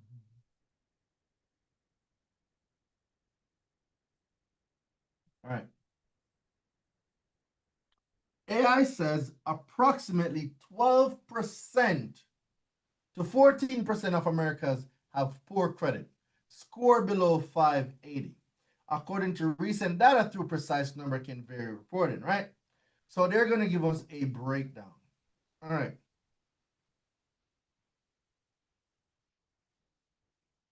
Data suggests that roughly 30% of the population has poor to fair credit, score below 601. All right. So we're going to use 30%, right? We're going to use 30%. So this is saying that out of 200 million, there's approximately 30% of people that have credit scores below a 600. Remember, a 600 credit score is still bad. That's not good. So we want to actually find out how many people have a credit score below 700. So let's get that number now. How many people have credit scores REDIT scores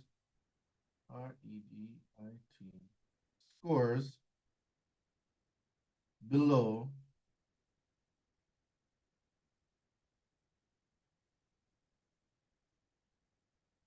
700 in America? How many people? All right. Approximately 1 in 4 Americans have over 25% of the population have a FICO score below 700, which include those in the fair and poor credit score ranges, reported around 13.2 of Americans. All right. So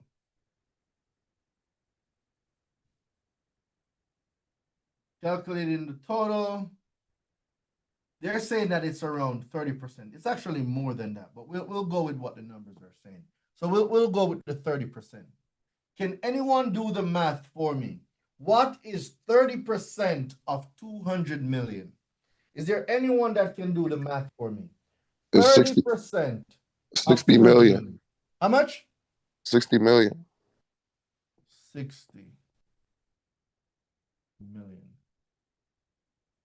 All right, 60 million, right? So is $10 a lot of money? Come on. Yes. Is $10 a lot of money? Yes. Well, in the grand scheme of things, $10 is not gonna make anyone homeless. But It's gonna make them rich. But there's a thing that we don't know that they know. You see, when the average American pulls their credit 5 times, right? That's just $50. Somebody's gonna say, "Oh, Doreen, that's $50." Well, multiply $50, right? Multiply $50 by 60 million and tell me what you get. You're missing a zero. I need you to fix that. Oh, thank you very much. Mm-hmm.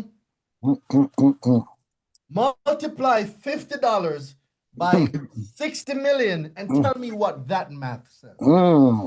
Big money. Tell me, read it out for me. That's all that money they be making. I think it's 300 million. One number at a time. Give it to me one number at a time. Oh. 300 million. No, give me one number at a time.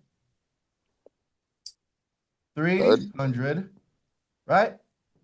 And then we got 0, 0, 0, right? 0, 0, 0. Am I missing any zeros? Not this time. All right. And that's for just pulling the credit report. That's just pulling the credit report, guys. Remember, the amount of credit reports they have is 200 million. And this is just 60 million off that pulling the credit. Now, let's look at another math. Let me show you how these guys make a lot of money. Since as how many people in America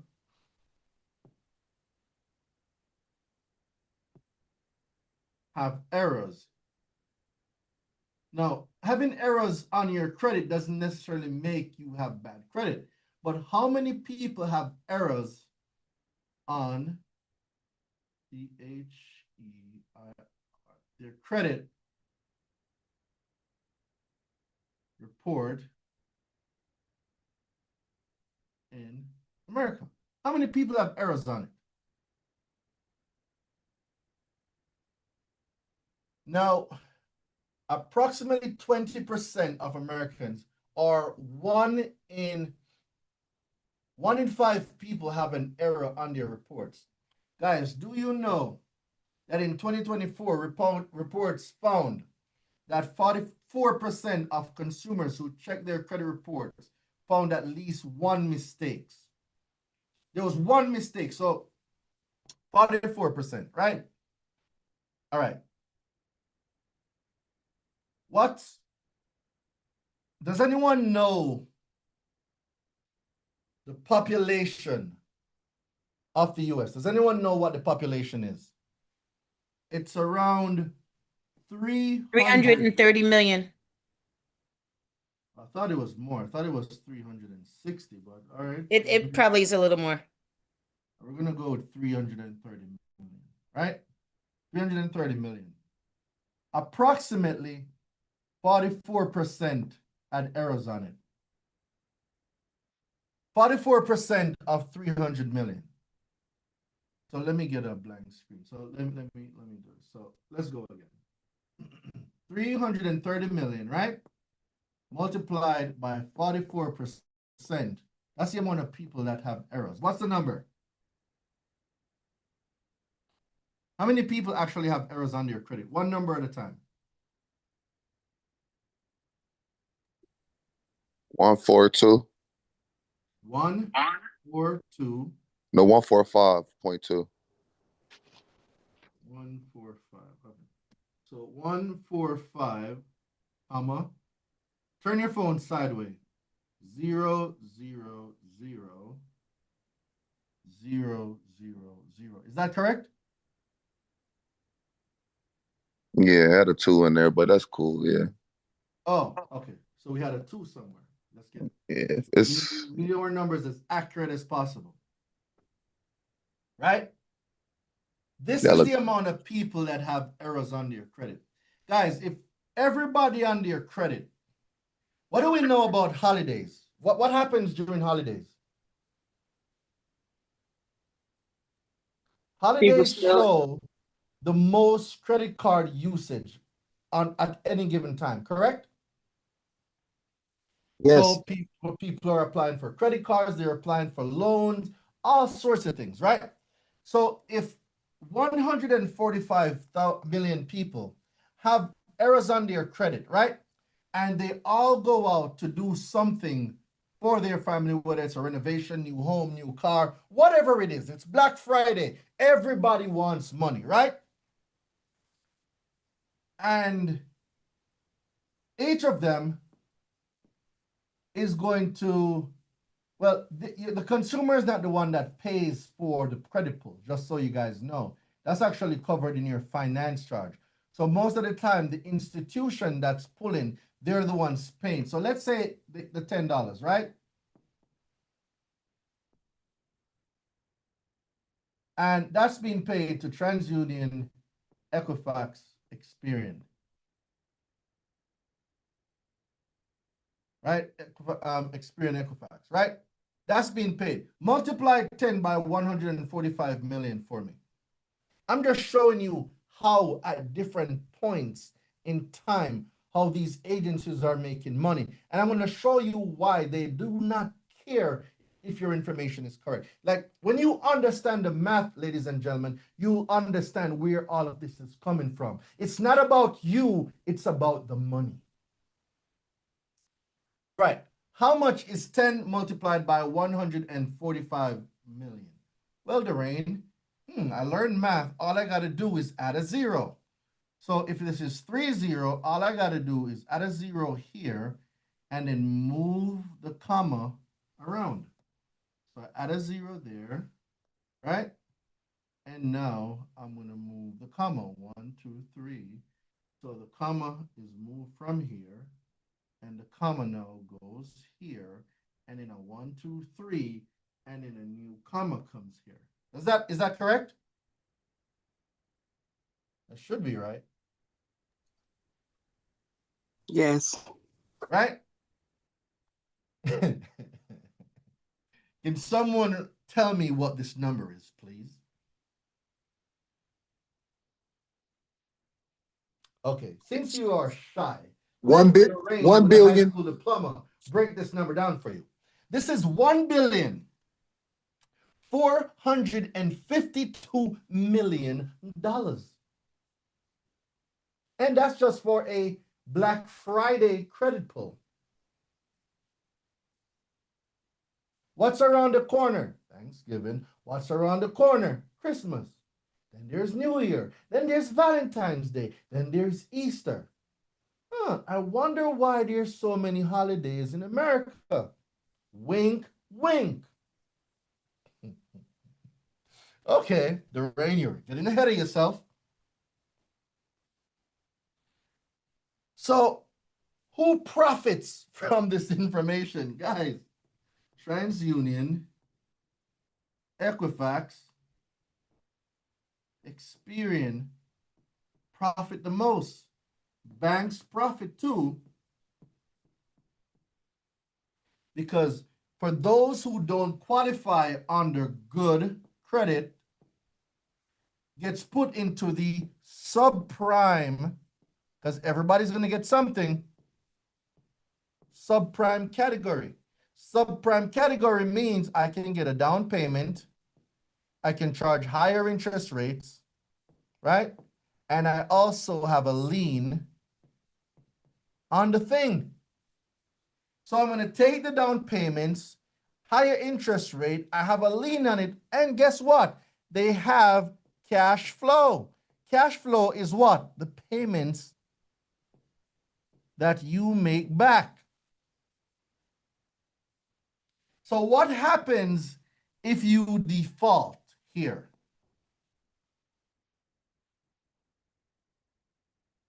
What happens if you default? Oh, that's easy. Banks are going to tell their buddies that Durain has been a naughty boy. He has not been paying back his loan. They already took my down payment. They took all the interest that's on it. They still have the lien on the thing, and they collected all the payments. Do you really think the bank lost anything?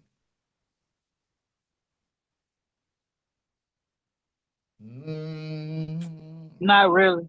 Is this too much for y'all to handle? Like, if it's too much, I can go back to basic, you know. Like, is this too much for y'all to accept? No. No, Wake up. This is the shocking reality. it is. They're taking the down payment. You will never get this back. They charge you higher interest rate because they know you lack proper education. There's a lien on it, so you can't sell it and profit from it. If anybody's buying this, it must be an under the table deal, but you can't sell it to make a profit and legally transfer it because there's a lien on it, and they collected all the payments you've ever made. And then they're going to what? Starts with an R. What is it? Repo. You're going to Report. repo the thing. Repo can be in the form of what? A foreclosure. Right? So they can repo, they can foreclose, or they just take you to court.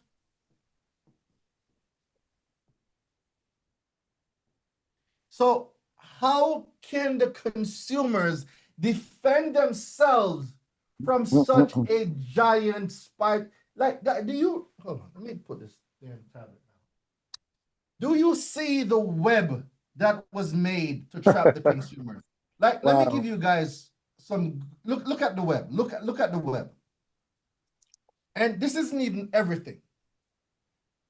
This is why the average person is confused. There's too many things the person must know. The average person is confused. It's a lot to know. It's a lot to accept. It's a lot to take in. Most people will never admit the truth. There is a problem. The problem isn't, well, yes, you are part of the problem because you don't know the things you don't know. And because of that, you're participating in a game called the finance game that you have no clue how to play.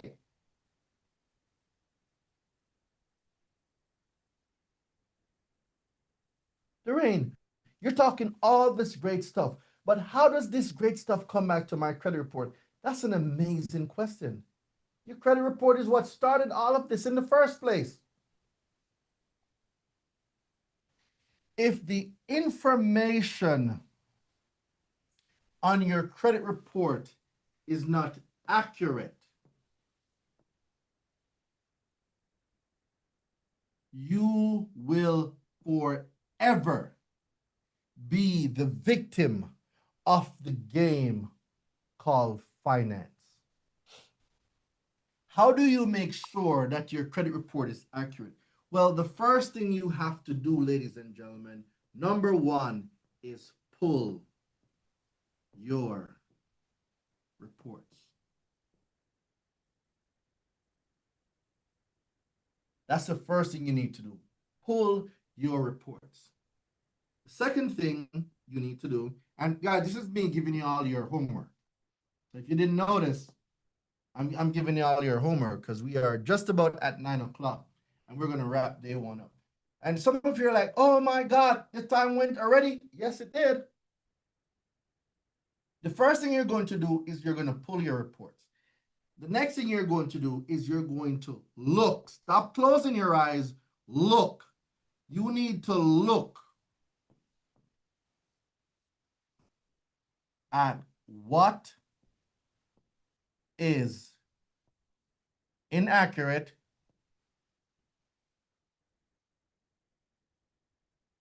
or what is outdated or what does not belong to you,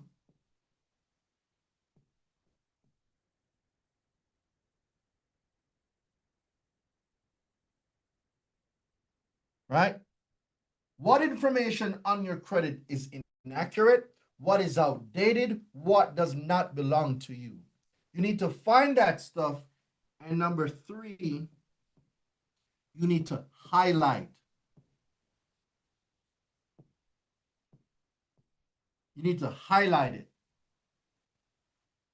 It's three simple steps, guys. I'm not giving you anything complicated to do on day one. It's three simple things, right? And being that we are talking about forbidden AI, which is using artificial intelligence, I'm going to give you today's prompt, right? You're going to put a prompt in, and I want you to get some stuff out because the stuff that you're going to get out is stuff that you need to do tomorrow. Does everyone understand? All right. Yes, yes. So what we're going to identify tonight is, these are the things that I needed to identify. I needed to identify names, I need you to identify addresses.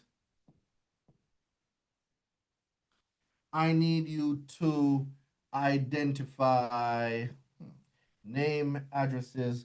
I want you to identify employer. I want you to identify phone number. I want you to identify email.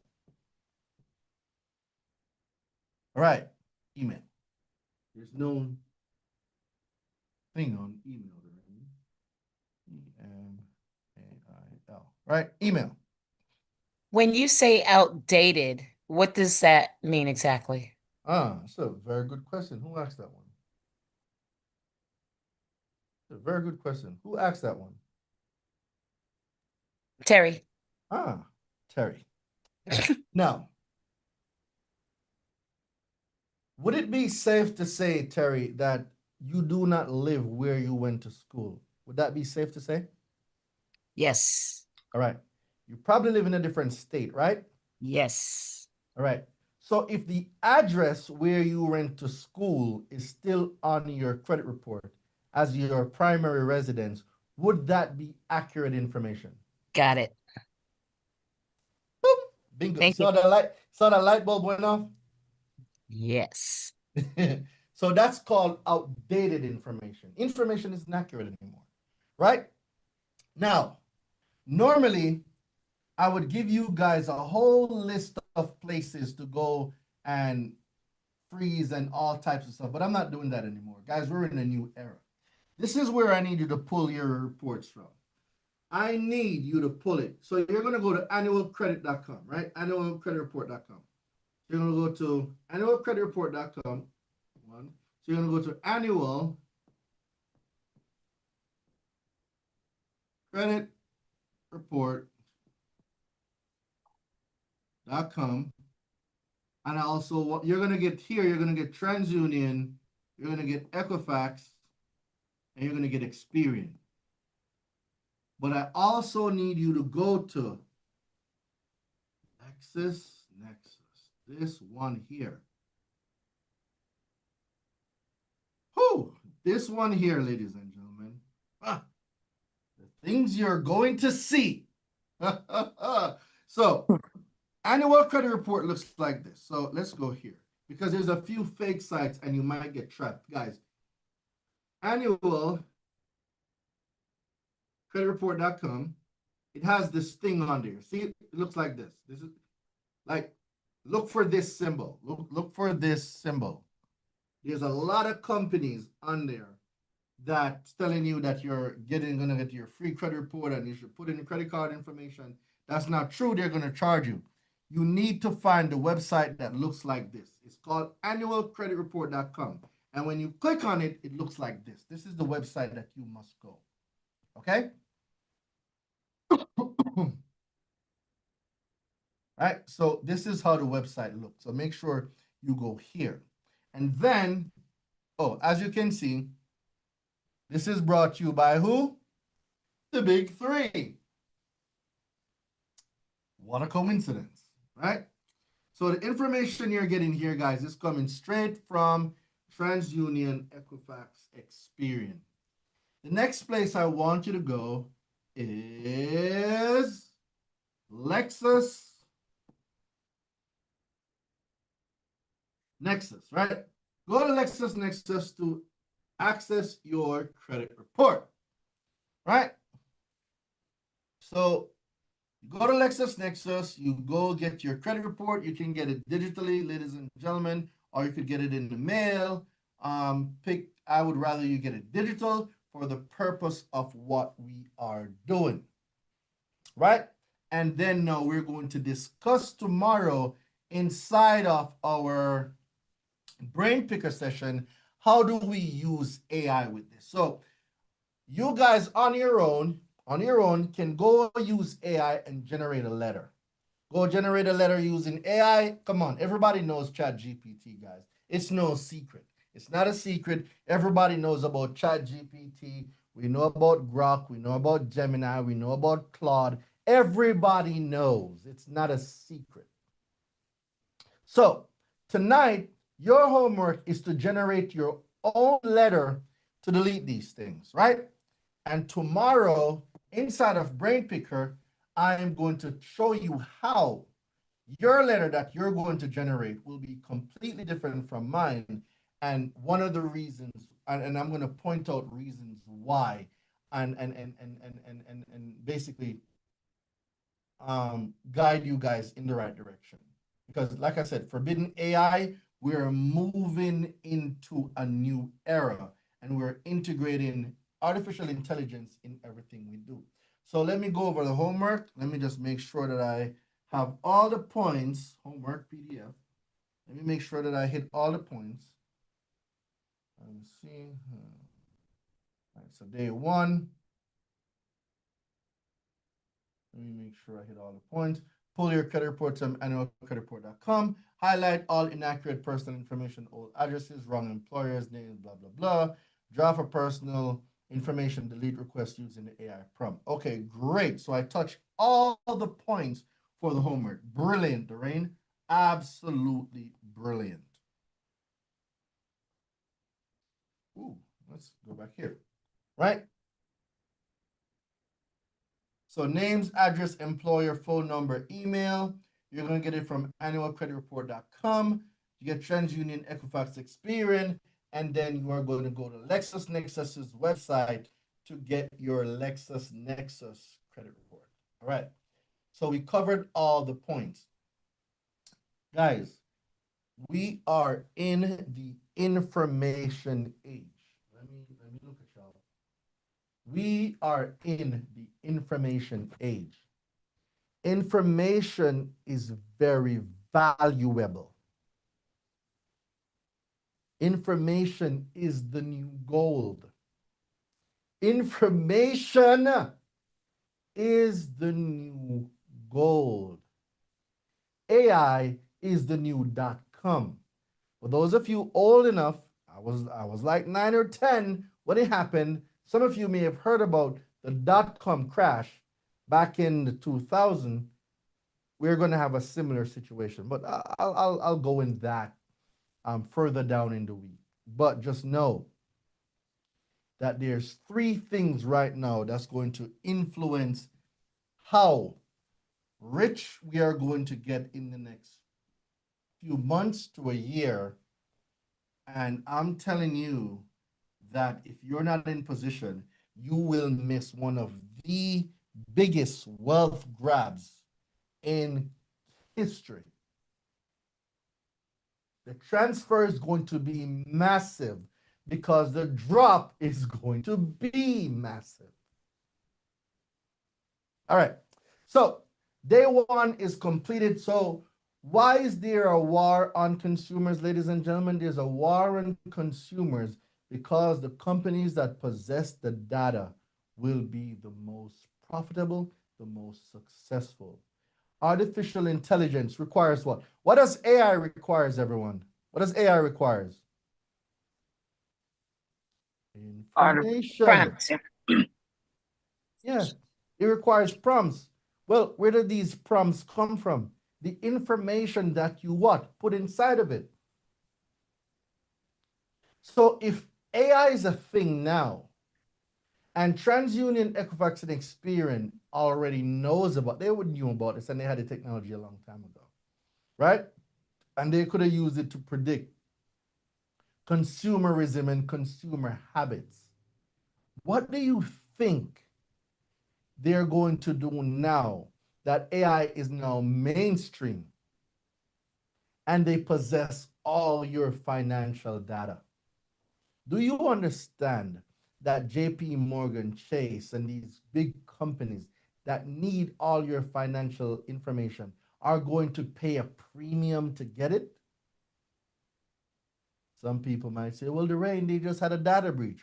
Was it really a data breach, or did someone tell them how to break in to steal the information so that it can be reported as a data breach? Oh, there was a settlement for 19 million. Oh, great. But did you see the 10 billion they got paid for your information. Mm-hmm. Huh. I'll leave my conspiracy theory for another day. Data breach my ass. All right. I'll leave all my theories for another time. Um, there's no data breach. There's no data breach. Anyway, behave yourself, Darain. Behave yourself. They might come for you. That's it for tonight, guys. Tomorrow, Brain Picker.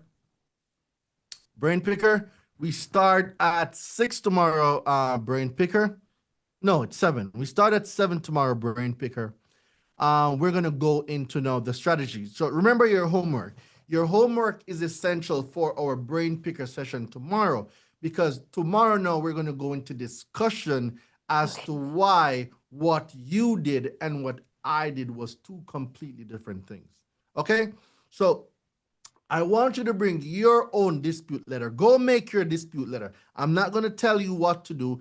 All I'm asking for you is to go make your dispute letter that's going to dispute inquiries. Write them down for me. You're going to be disputing inquiries. You're going to be disputing old names. You're going to old addresses, old employment, phone number, and email.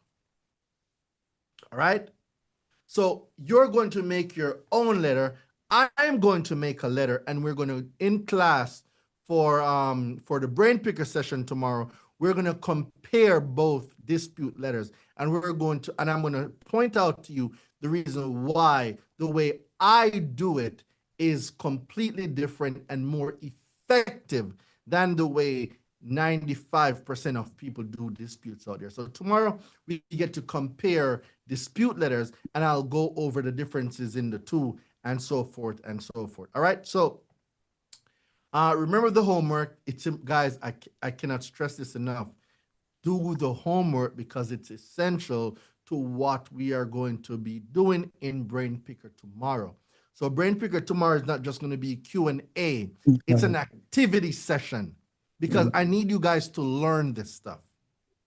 So for those of you that's general admission, you are more than welcome to upgrade to Brain Picker. You're more than welcome to upgrade to Brain Picker. As a matter of fact, Haiti team, could you please ensure that general admission gets an opportunity? And where are we streaming today? Yeah, and on YouTube and Facebook, make sure they have an opportunity to upgrade to Brain Picker tomorrow, because there's a lot that I'm going to cover in Brain Picker that I cannot cover in the sessions, because it's just, we don't have enough time.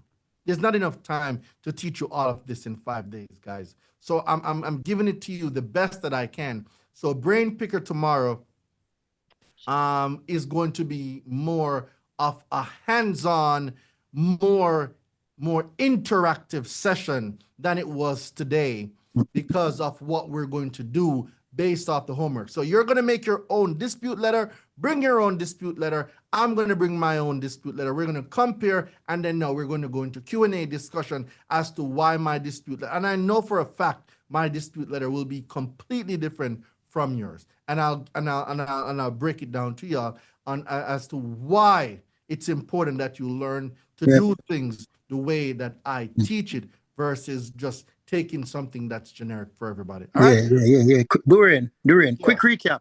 We pull in LexisNexis, and we disputing whatever is on LexisNexis. No, you're not disputing yet. You're gonna dispute you're gonna dispute Wednesday morning. So before you dispute, so today's Monday, right? Tomorrow's Tuesday. Yeah. So you're just gonna pull the reports and you're gonna make your letters tomorrow and come to class. We're gonna dispute now on Wednesday. Dispute is for Wednesday's homework. Okay. So Wednesday's homework is the dispute homework. Okay. We're not there yet. Tomorrow is dispute letter review. So we're gonna the Brain Picker session tomorrow is dispute letter review. Right? Yeah, that's what we're gonna be doing tomorrow. Okay. So please make a note of that for me, Boss Daddy. Day 2 Brain Picker session is the dispute letter review.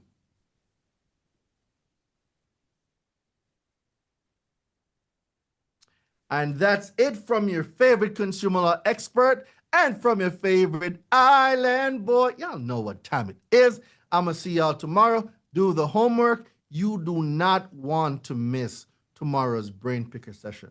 You cannot miss tomorrow's Brain Picker session. All right. Have a great night, everyone. See you tomorrow. Thank you. You're Thank you so absolutely much. welcome. This is great. Chill out.